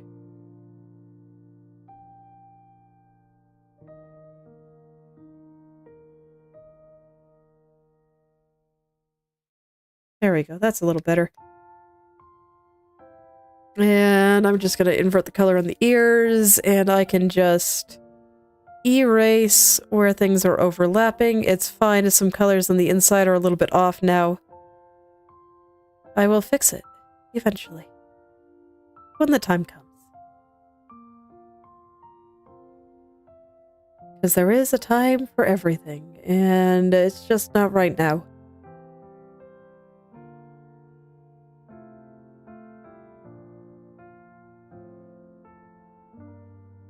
Okay. So there we go. Yeah, and that does look better. More silly little things that actually do really matter. Okay, so I feel like I got the hair basically done there. Let's go put in earmuffs. So what I want to do is I want to have earmuffs, and then I want the top part to be a little frilly. And I think if I'm gonna do that, I should put them in front of the ears. So I kind of want the muffs themselves to look like fluffy little cotton balls. If she was gonna have ears, let's see, they'd be like here and here, but on the other side of her head. I don't know if she has human ears or not. I don't think it really matters. I just want to see if I have to draw any muff on this side. I'll make it extra big just so I can. I think it'll look better that way. And I think that they will be very cute if they are large anyway. Just like exaggeratedly huge.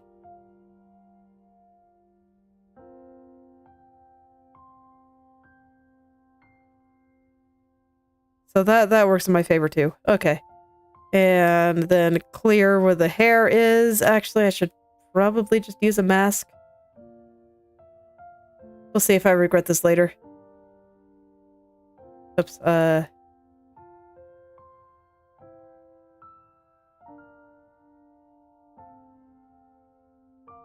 okay. So yeah, we'll see if I regret this later, but so you know, so far so good.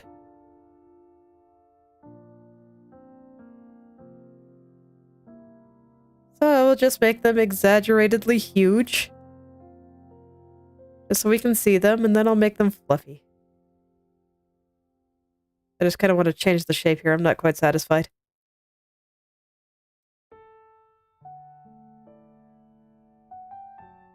And this is actually wrong. I need this to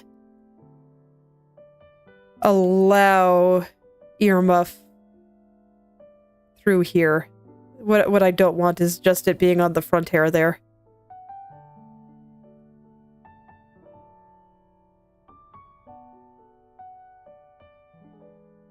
fact, I'm just gonna color in everything through here. Because all of the back of her head here should be ear muffable. And I'll worry about getting the exact details as they're relevant.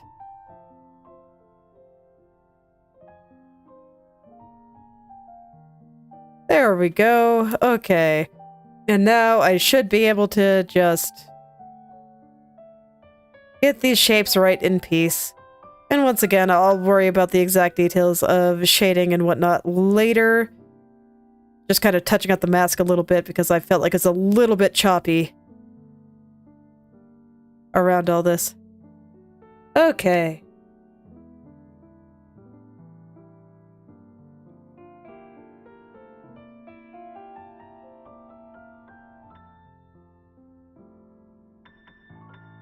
So I just want to make sure I like the way it looks before I start making it fluffy. That seems important. And then there's going to be like a little hairband coming out here, I guess. I'll let it show just a touch over here.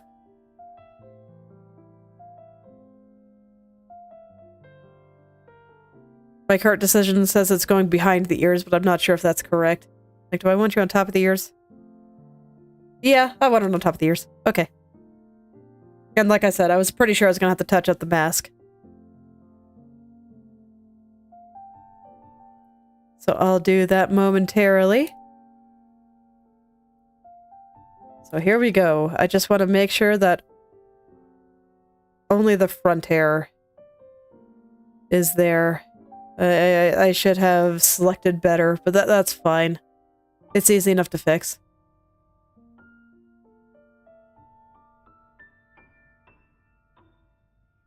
You know, rather than make this frilly, I think I'm just going to make it fluffy, actually. I think fluffy makes more sense. Just make everything very, very fluffy.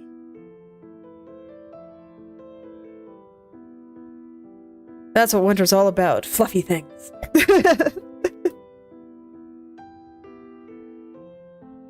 And I just kind of want to make these look like two giant fluffy rabbit tails. Going with a rabbit theme for a sweet Lolita look.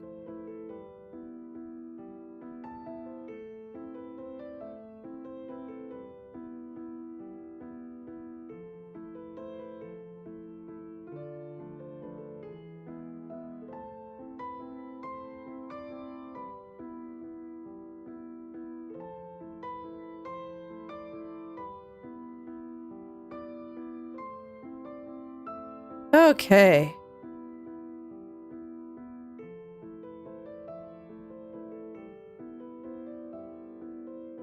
Let's see, do I like this? Is it good? Yeah, I think it's covering the right spots and that they're very, very large. Let's see, are you low enough? I don't think so. I think I need to do a combination of making this one a little bit lower and the other one a little bit higher.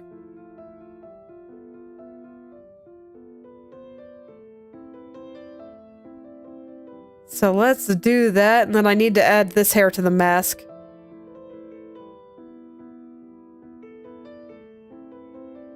So I'll push this on up just a little bit higher. Try to kind of respect the angles there.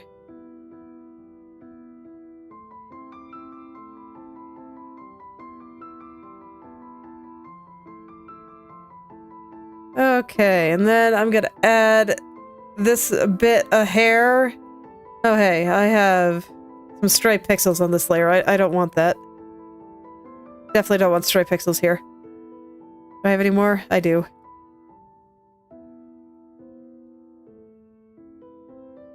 Okay, there we go. And do you have stray pixels? No, you're pretty good. Okay. Yeah, you have to be black. There we go. So there, now I cannot put any earmuff there. So I can draw freely. Get that a little bit lower. Man, I was way off. I do think I have the top looking pretty good though. Yeah, that stays safely behind the hair. Alright, so we'll get this one a little higher. I don't think I want this one to be too much higher, though, so I just have to drop this one a lot.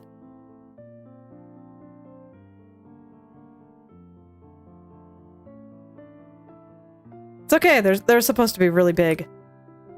That's why I keep describing them as exaggeratedly huge. I shouldn't be afraid. They are big and silly looking, because it's cute. I think.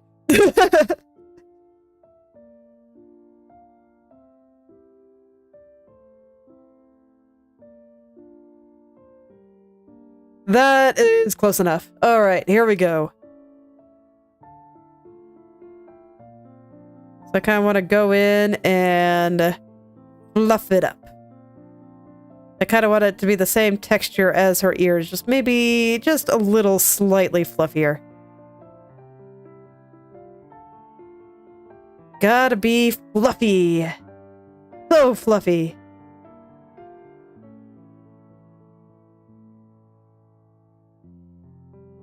So fluffy. And in my opinion, the best way to make things look fuzzy or soft or fluffy is to kind of vary it up a bit. So if you get a little too consistent, it won't really look fluffy anymore. But as long as you're varying it up, the size of the floof, the distance of it, and all that stuff, it'll look fluffy. Things are going to be a little hard to see until I properly shade things, but you know, it's alright. It'll get better.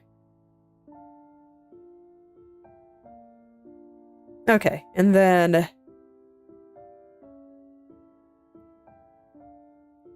we need some ribbons.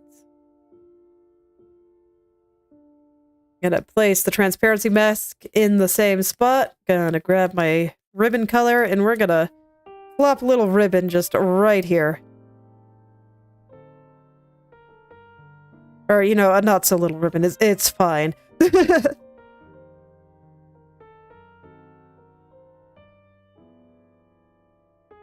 I want that going behind? You know, I don't actually think I do. Do I? Yeah, I don't think it makes sense, actually. So, yeah, we don't do the transparency. We let it go on top.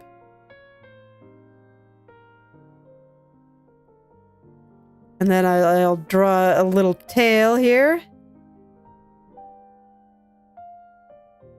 And I will put little pom-poms I have planned for, like, everything else here on there. And they will be fluffy. But I'll do the fluff afterwards.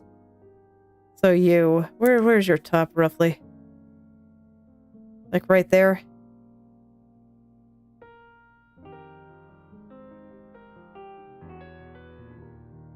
Just thinking about how to actually draw this.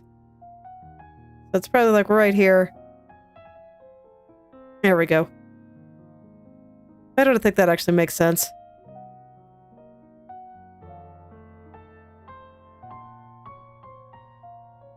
I don't like it. I don't like it. I don't like it at all. Okay, so I kind of want this one to come a little bit more like this, I think. Or maybe we only see just a tiny fraction of this side, and it's going to be behind the hair.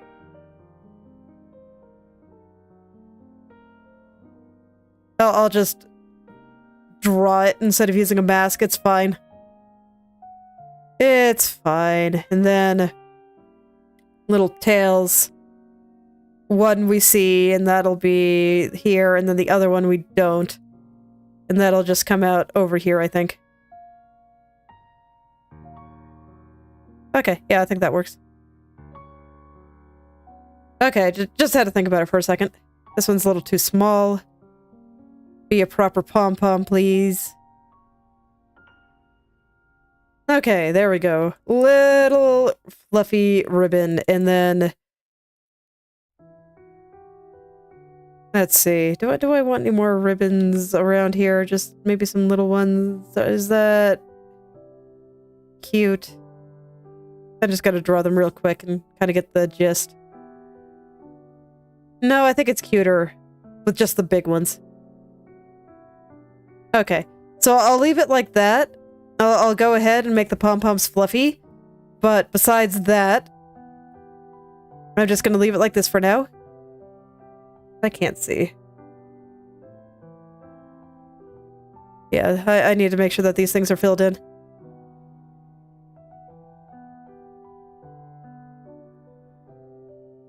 I think you're a little small, actually.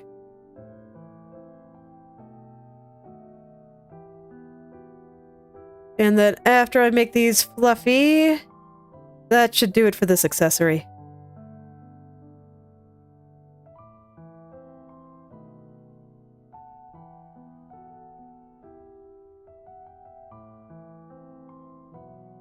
I'll see if it needs more decoration or something later. But I think that this should be fine. Like, I do want to incorporate more, like, little bunnies with X's in their eyes. And I kind of want that weave ribbon and that, you know, the dead bunnies to kind of be here throughout the design. So it's possible that, you know, maybe I'll make these little pom-poms more like this. Actually, that is extremely cute, isn't it? And then I can make them fluffy too.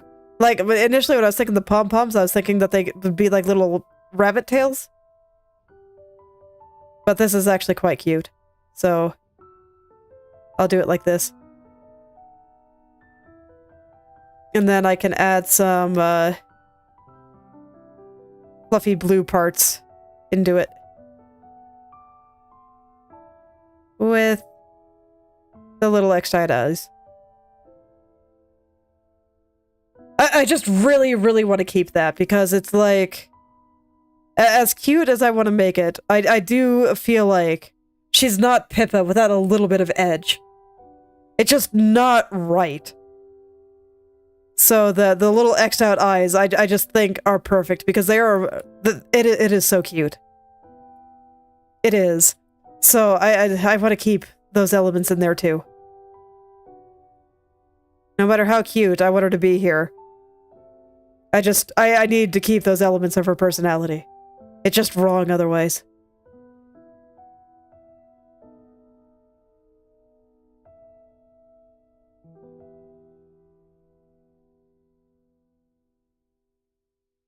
It's just wrong otherwise.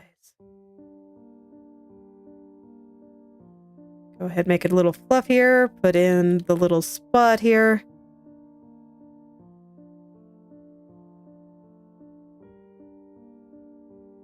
There we go. I like this design. I think this is great. I think that this is absolutely wonderful.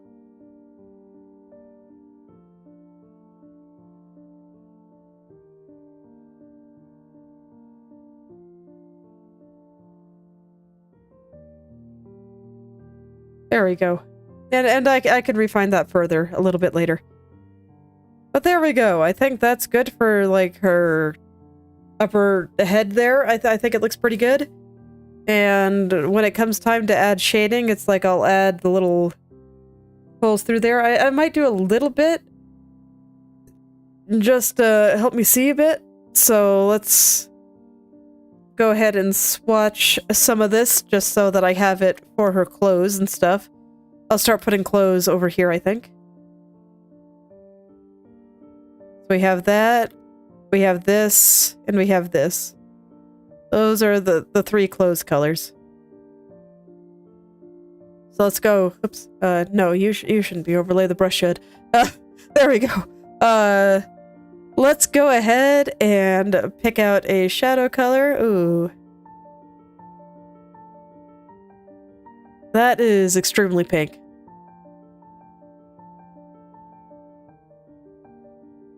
I feel like if it gets too hot, it loses some of its pasteliness.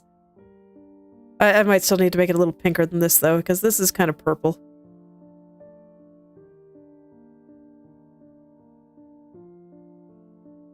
And if I make it too gray, it's just ugly. So, it's okay. I can put a little more pink in there.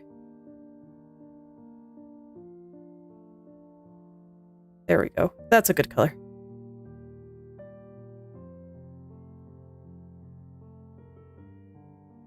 All right. So this here, I just want to picture the three-dimensionality of her head a little bit better. So I'm going to go ahead and show that we are seeing the opening in the top of the ribbons. I'm not going to be super accurate about it, but I just want to make it clear that we are seeing ribbon like this, and that this part is going like behind the rest of this ribbon here.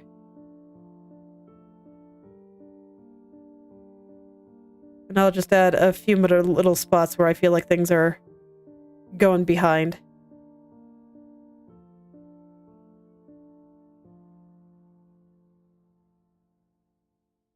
There we go. I think that is sufficient for now. So.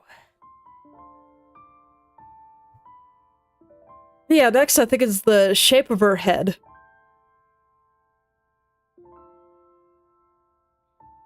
So I'm gonna go... Yeah, I think I'll just get everything nice and smooth for today, and the next time I can really dig into how I want to shade it and just do all my science. But yeah, this is cute. I really like it.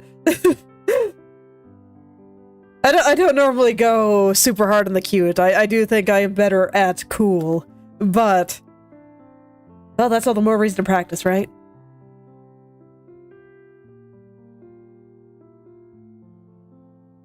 Shape of her head is actually already looking pretty good, so I don't think I have that much work to do.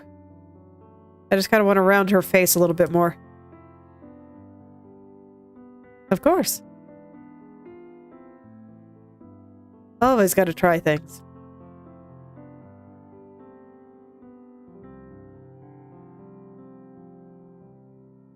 Science is done in many places. I mean, when it comes down to it, the scientific method really just is. You get a hypothesis. You find a good way to test the hypothesis. And then you see the result and whether or not your hypothesis is correct.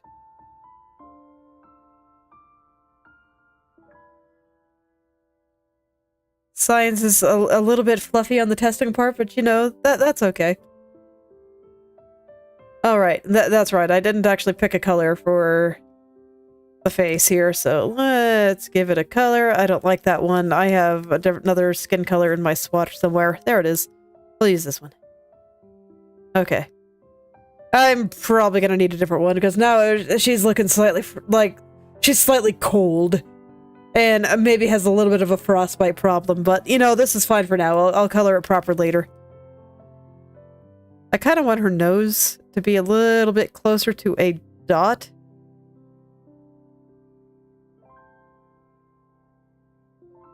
So I'm gonna kind of shave this down considerably.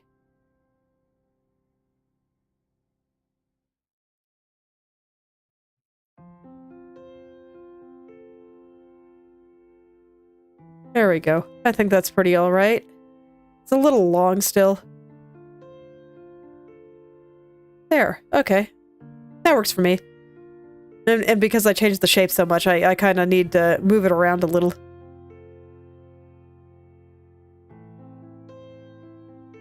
Maybe right there? Yeah, that's fine. I need to bring the mouth up a little if I do that, but I can do that. Do I like where her chin is now?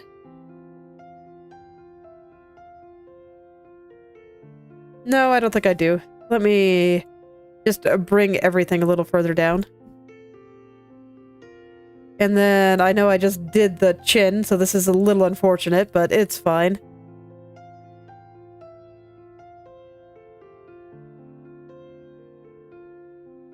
There we go. I think that those facial proportions work.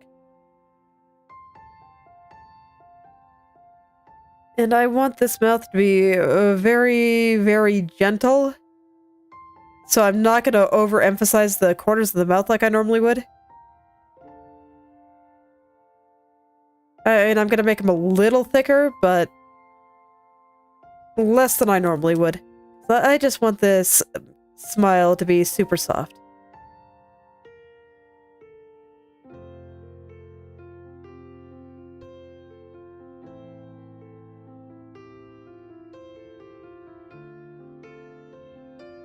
Okay. So yeah, I'll pick out proper colors later, but that is a very nice little expression. I like it. So I'll stick with that, and now we'll go ahead and smooth out her eyelashes. I don't think I want to touch the body today. That I'll get a little bit later. And man, this dress really does make her look like a marshmallow. I might have to change it a little. I swear, I'm never satisfied with anything I do. Life is hard. But no, I mean, I like it overall. And I do feel like being a marshmallow is like half the appeal of this style, so it's probably fine. I just have to remember, you know, when designing something not of a style that I would wear personally, I gotta be real careful to kind of match up with what is normally done there, and what about the people that actually do enjoy this kind of style act like. And marshmallowiness seems to be part of it. And it is true, marshmallows are very soft. Alright, let's do some eyelashes. What do her eyelashes look like again? Round. Of course, just round. Circular. I'm gonna hide her hair. So we're gonna go in bald mode for a little bit, it's fine. Basically, I feel like her eyelashes are insufficiently round, and I want to see the whole trip. The whole way around. And I can't do that with hair in the way.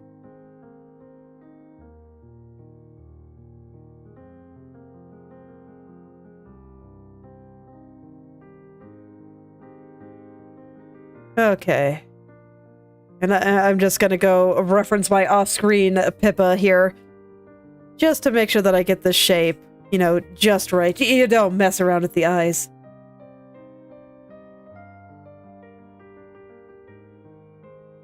It's okay, giant foreheads are cute. It's okay. How many cute anime girls do you know that have sane-sized foreheads? Like, none. None.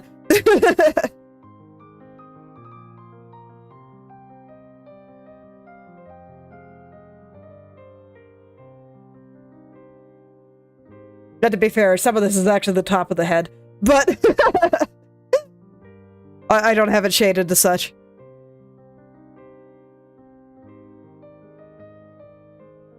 Yep. They gotta be big. It makes it cute. That's just how it works. It's the rules.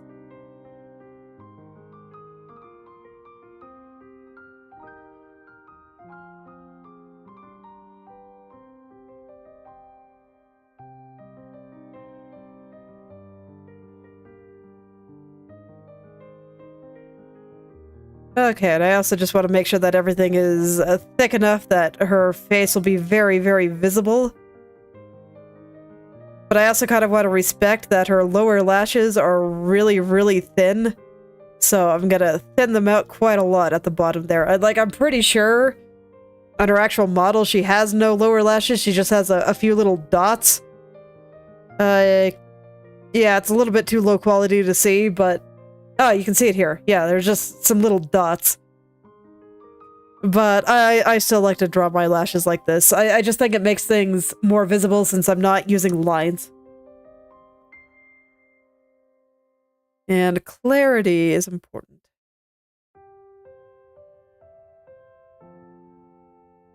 But this does mean that it makes sense for me to draw little lower lashes. So I'm okay with this.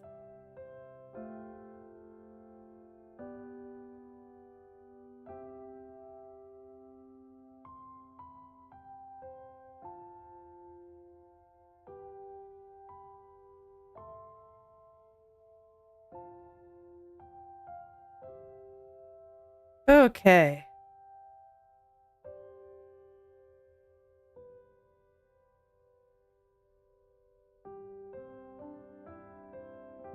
There we go. Just getting those nice and smooth, and I think that one looks pretty good. So I'll just copy that over to the other side.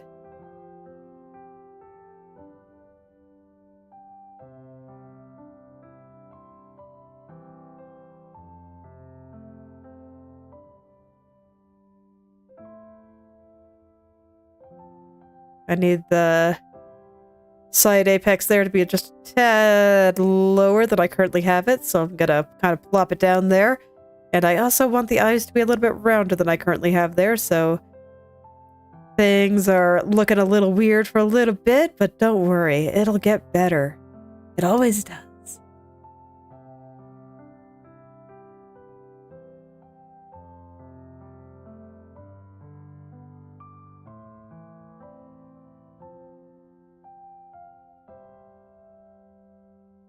But art is great. Art is a good time. Everyone should draw.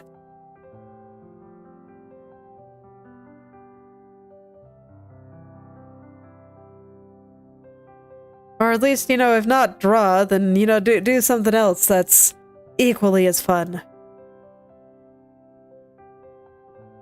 Life is better when there's some creativity in it.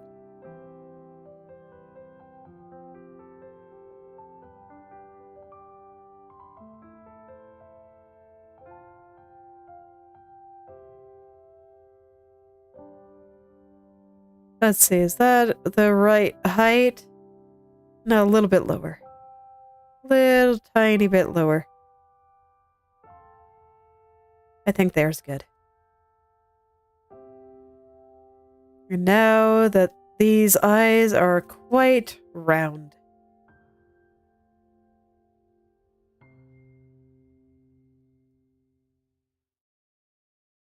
I think I can be happy with their level of roundness. They should be pretty cute once I finish smoothing them out here. I guess I'll go ahead and draw like eyelash spikes and stuff. I'll just get everything totally ready for me to go full render mode next time. I think I'll do a little bit of experimenting with the skin here.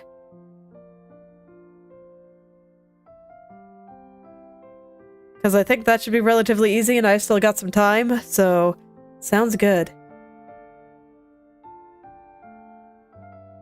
Yeah. I mean, I think art is pretty worth learning.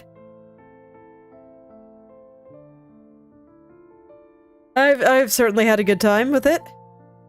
Getting to do many cool things.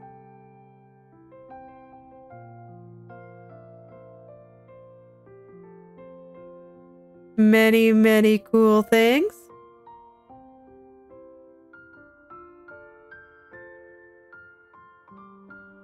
And I still hope to get faster so I can do many, many more cool things.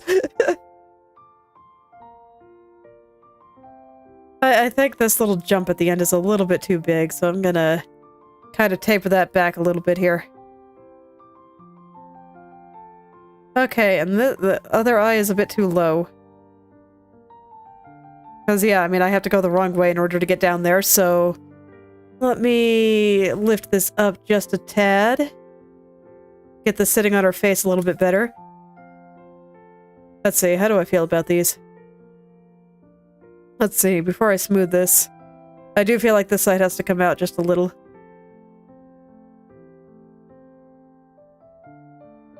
And I think this part has to come down just a little.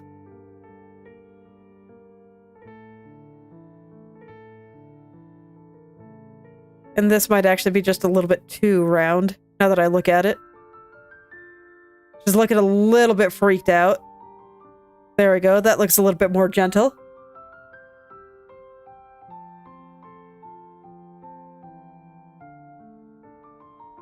I don't think it really matters. Like, in general, I say that you should start with whatever it is you want to draw. And then, once you have drawn the thing, you'll realize, oh god, this is hard, and this thing right here, I don't like the way it looks. So how do I draw this thing better? And then you start looking up basically how to do that. And you can either practice that thing, or you can, you know, practice things that simplify that thing and try to figure out how to do that and go from there, or you can just draw it repeatedly and try to incorporate some of those ideas that you're learning into each drawing.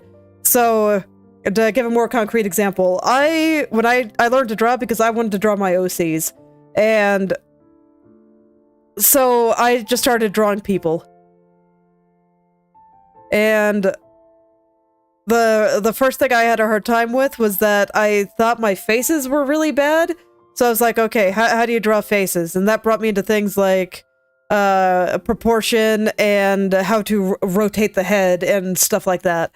So I started paying attention. Okay, I want the eyes to be about this far apart and about this far apart from the top of the head. And just gradually I started getting that. And then, you know, it just kind of went from there.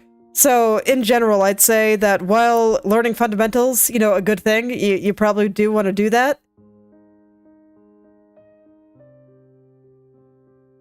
Yeah, basically.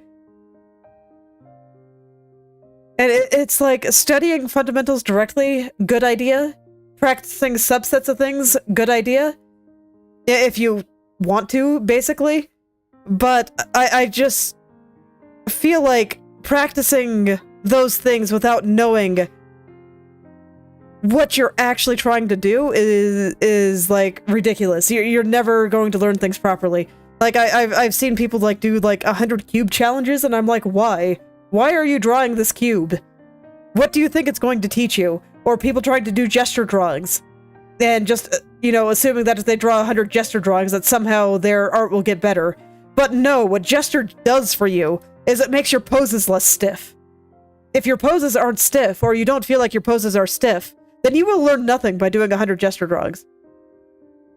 You have to understand what the problem is that you're trying to solve by these studies before you can do the studies. So, yeah, for me, I very rarely do specialized studies. I just draw a thing and then try to think about what I want to try for this painting. And that works for me. But some people do like to do specialized studies. Like somebody wanting to learn how to draw architecture, and they're having trouble understanding 3D forms stacking on top of each other. You know, maybe it does make sense for them to draw 100 cubes, if they know what they're doing with those 100 cubes. And then they can figure out how to stack them at different angles and stuff like that. But without knowing what you're doing with that architecture, it's like the cubes aren't really going to help you. So that tends to be how I see it. So it's basically just about, okay, I drew the thing, and I don't like X, Y, and Z about it. What can I do to fix X, Y, and Z? And that's how you learn things. And then sometimes you can't figure out how to fix X, Y, and Z, and that's a good time to go just study basic fundamentals. And that'll help you out. If you hate your line art, you know, maybe you find some random sketches on the internet that you can ink. As long as you're not uploading it anywhere, nobody's ever going to know if you steal their art, so it's fine. That's legitimately how I feel about it.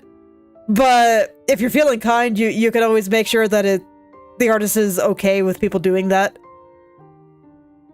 There's plenty of people out there that are.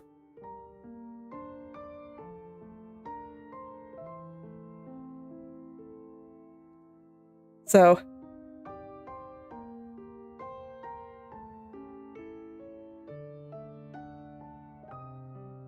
I'd say that's pretty normal. Unless you know what it is you're trying to learn. And drawing is such a broad topic that you're never going to figure it out. So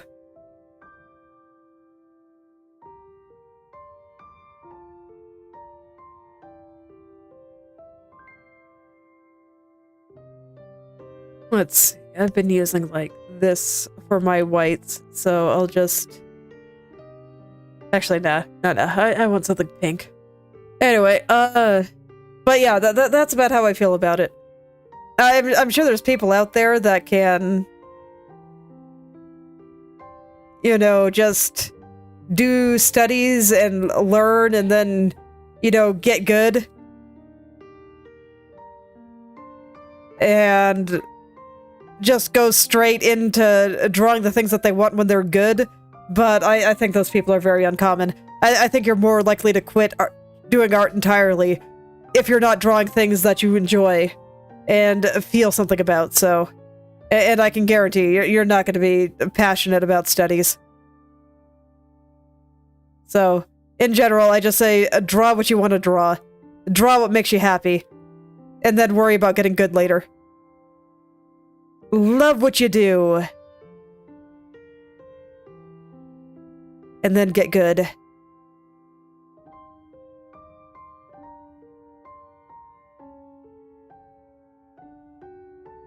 About the only exception that I see to this is there's like a subset of people that do these things specifically because they want to build skills.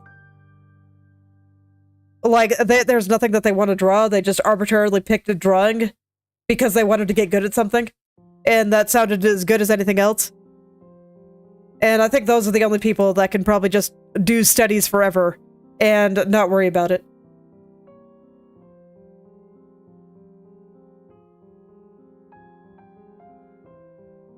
Good luck. And it's okay, if you can't do an hour, try 5 minutes. It's better than nothing.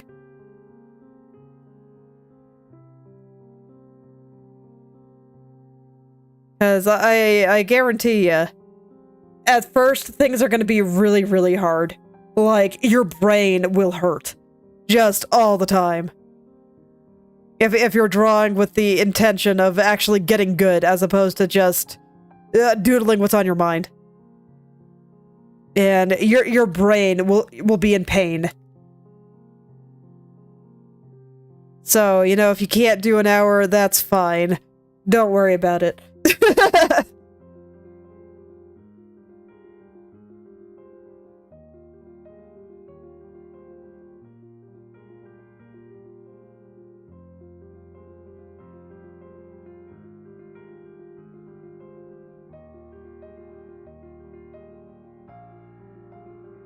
I'm getting to feel that all over again as I learn how to write, because man, what I'm doing, I'm sure, is like the least efficient way to write as possible, but I have to do it because I don't know what I'm doing, and it all still feels like black magic to me. So I kind of gotta try things and hope it works out. Okay, cool. Yeah, it really depends on what you're doing. Like what I'm doing right now, I could easily do this for like 10. Like if I didn't have to leave in 30 minutes, could easily do this all day. It would not bother me. But what I was doing on Thursday, when I was starting the new picture and I needed to figure out the composition and how I was going to organize everything and all that, no. I was dead by the 3 hours. I should have stopped after like 2. So, but I didn't want to stop the stream after 2 hours, and I was also having fun, so I was just squeezing a little bit more out, so it really does depend on what you're doing. But here, it's like most of the decisions have already been made, so I'm just making them look nicer. Just kind of smoothing out the stuff that I already did. And that's easy, so... That's why I say, you know, don't be surprised if your brain hurts. Art is hard. And when you're just learning it, it's even harder. I think this eye is still a little small.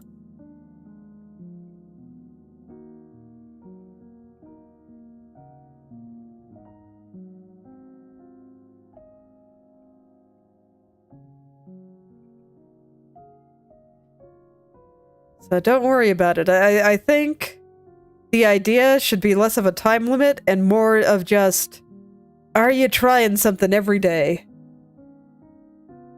Not even every day, just when you can. I don't think it necessarily has to be every day. I mean, if you do it every day, you're going to improve faster. Naturally, if you invest more time into something, you're going to get good way faster. But, you know, sometimes you just can't, and life is like that sometimes.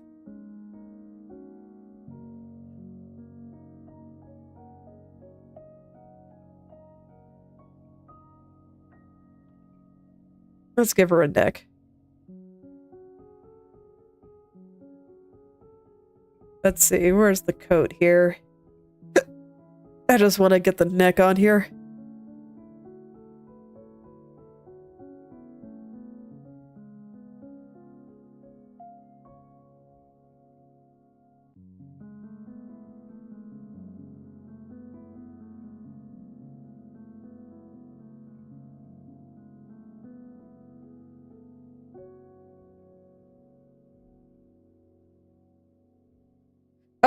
No, you can improve at whatever speed you want. The improvement won't feel bad. Trust me. It's not the improvement that can make things unfun. It's the grinding.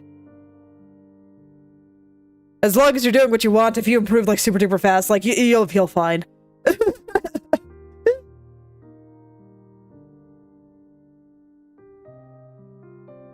It just has to do with pushing yourself too hard. But as long as you don't do that, you'll be fine.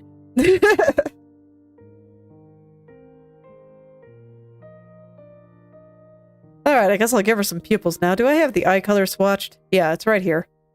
Alright, let's pick a nice pupil color.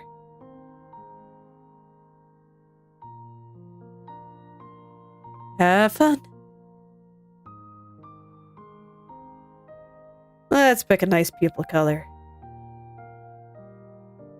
Oh, that's getting way too hot. Okay. I'll start here and then switch to multiply. I actually kind of like this for a shadow color.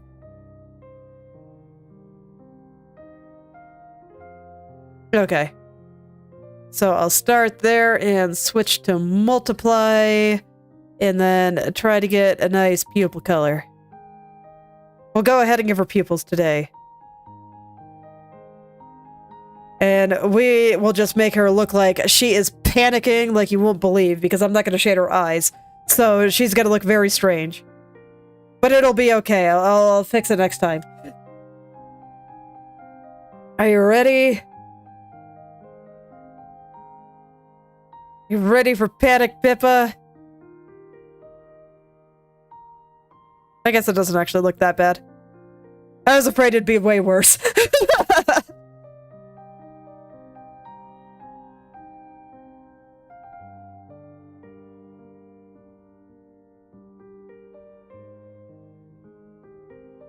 Feels weird not to be using perfect circles, but it just doesn't work here, so... Buh. I'm just gonna steal the one that I like.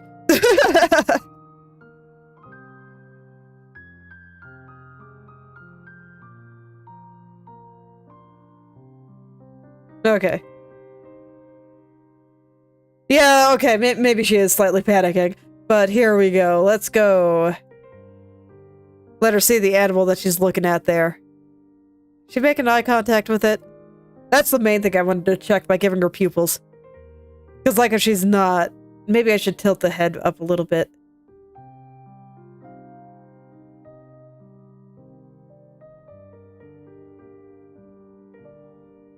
Just a little. Hopefully that means I don't have to like fix a bunch of edges, but I don't think it does.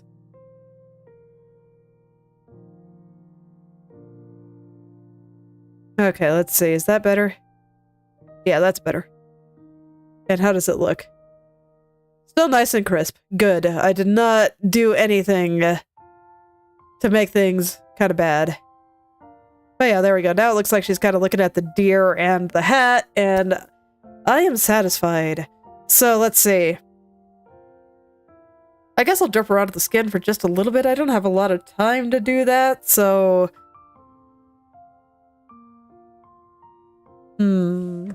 Humu.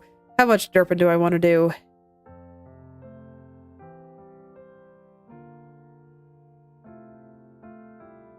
How much derping do I want to do? I'm gonna go...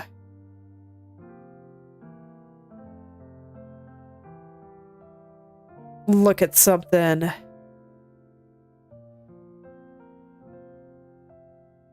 Okay, no, I think I can probably derp around with it just a little. Okay, so basically what I wanted to try is I wanted to take some of these shadow colors and I just wanted things to be a little bit softer than what I normally do. And I think a good way to go about doing that this is the hypothesis I want to test. I'm gonna hide her body just so I can see a little bit better.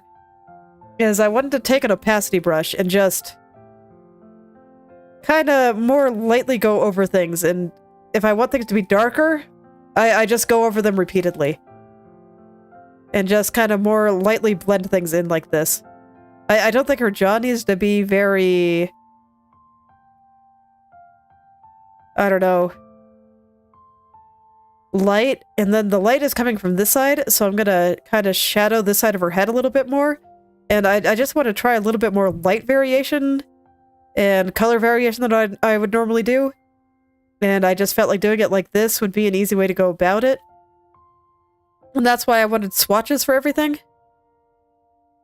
Put a little bit more shadow kind of in around her hair. Let's see.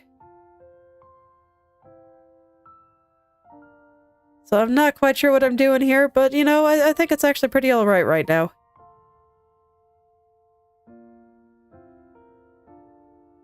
So I'll put a little bit of darkness or kind of around the nose. I'll blend it in, blend it all out later. I'm just kind of brushing things in right now. Give her a little bit in terms of eyelid. Oh yeah, I didn't do the eyelashes proper yet. I should do that. But that's kind of what I'm thinking. And that actually doesn't look half bad just yet. And I'll probably add some more colors. I'm not sure how that's gonna work. I'll worry about it as I go. And then I do need some, like, lighter colors. I have a pretty good light color here already. So I think I can probably just steal this for my light color. Yeah, I'll go ahead and add that to my swatch.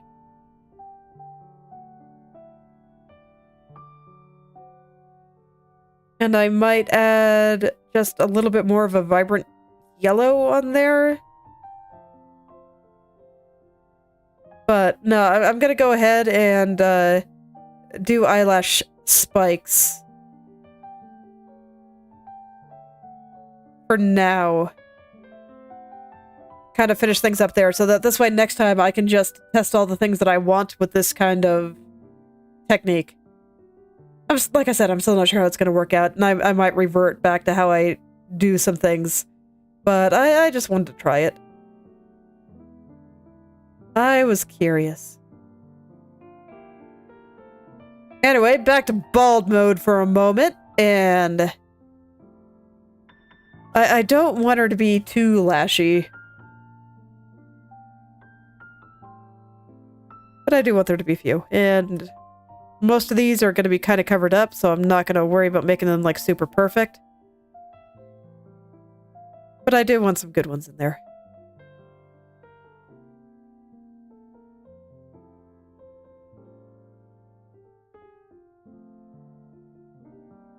I do want a few good ones in there. I don't know, does it look like her anymore? I did this on a different layer because I didn't trust myself. Welcome back. Did not trust myself at all. What does she look like again? Yeah, she has a few short ones. I don't know if I like these. I'm gonna try again.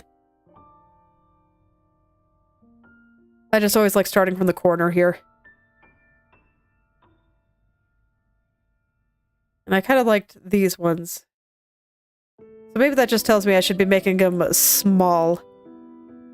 To be fair, they're quite small on her, too.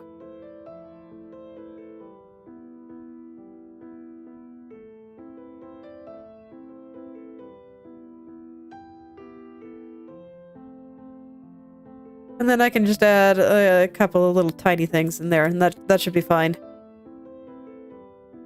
And then I just gotta do the same thing over here. Add a little fluffy spot there and there. Keep them pretty small. And this should look fine once I actually go in and shade things. I think most of this is going to be covered by hair anyway. Yeah.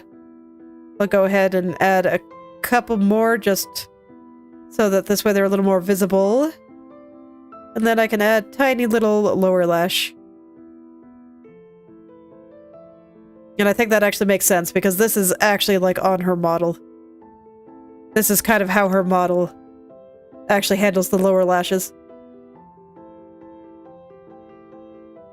That one there is big, but that's okay.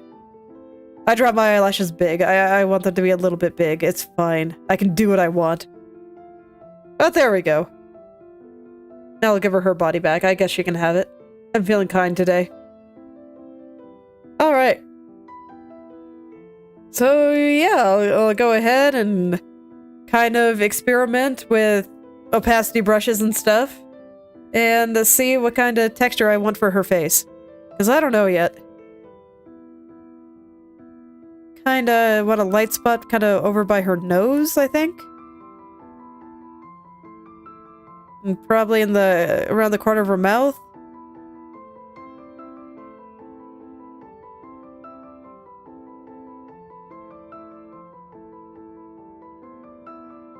So this is a case of, you know, I don't really know what to expect.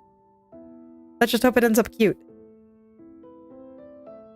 I'm just trying to remember my facial planes and whatnot.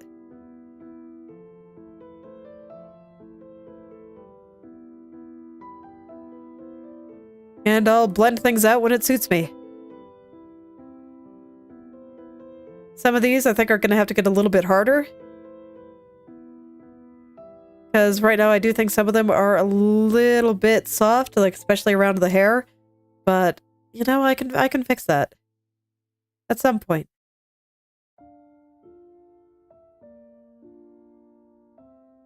This used to be like how I handled everything, and then I did some stuff, and it's been so long since I've done it like this that I don't quite remember how to do it. Your brain, you know, it does forget after a while. So it's good to kind of flex those muscles periodically, so that's why I wanted to do it here, and kind of remember some of my old techniques.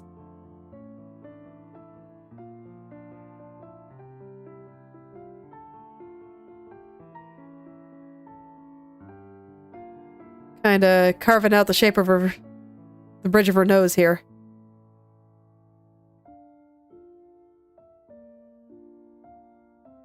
I'm probably going to lessen it quite a lot, but I want to know where it is. And a little bit just under the hair. No, I think on the light side, I want to keep most of the hair shadows the other color. You know, I think that might actually look pretty okay once I go in and add, like, blushing and whatnot. I guess I can do that now. I should figure out what color I want this mouth to be. I think I want it to be, like, redder. So let's find a good color for that.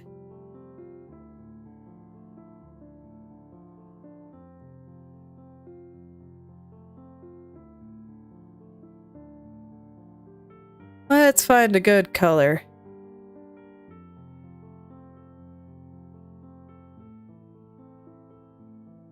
Right about there. I think that's good. Because then afterward, I might do this on another layer just because I'm scared. I can take that color and just kind of blend it into her face a little. See, right now it kind of looks like she's opening her mouth, so that's why I said I was scared. That's not quite what I'm going for. I just want it to be a little softer all around. And then, you know, as I start doing this with other facial features, like bringing in her eyes and stuff, because I think everything is going to look a little weird until I start passing it around to everything. But honestly, I think it's not a bad start. Let's go ahead and put my layers back on. And I think that's about where I will stop for today. Turn off the swatch. There we go. And yeah, I think we're off to a pretty good start. Once I get the rest of the colors looking good, I think I'll be in pretty good shape. Man, it almost feels weird seeing her with the blue filter on. But I think I do kind of need it for the final thing. But yeah, I kind of like where this idea is going. I just, like I said, I need to remember how to do it. Because it's been a while. I think I will stop here for today. So, thank you all for coming. And I hope you're able to make something wonderful today. I will see you all tomorrow.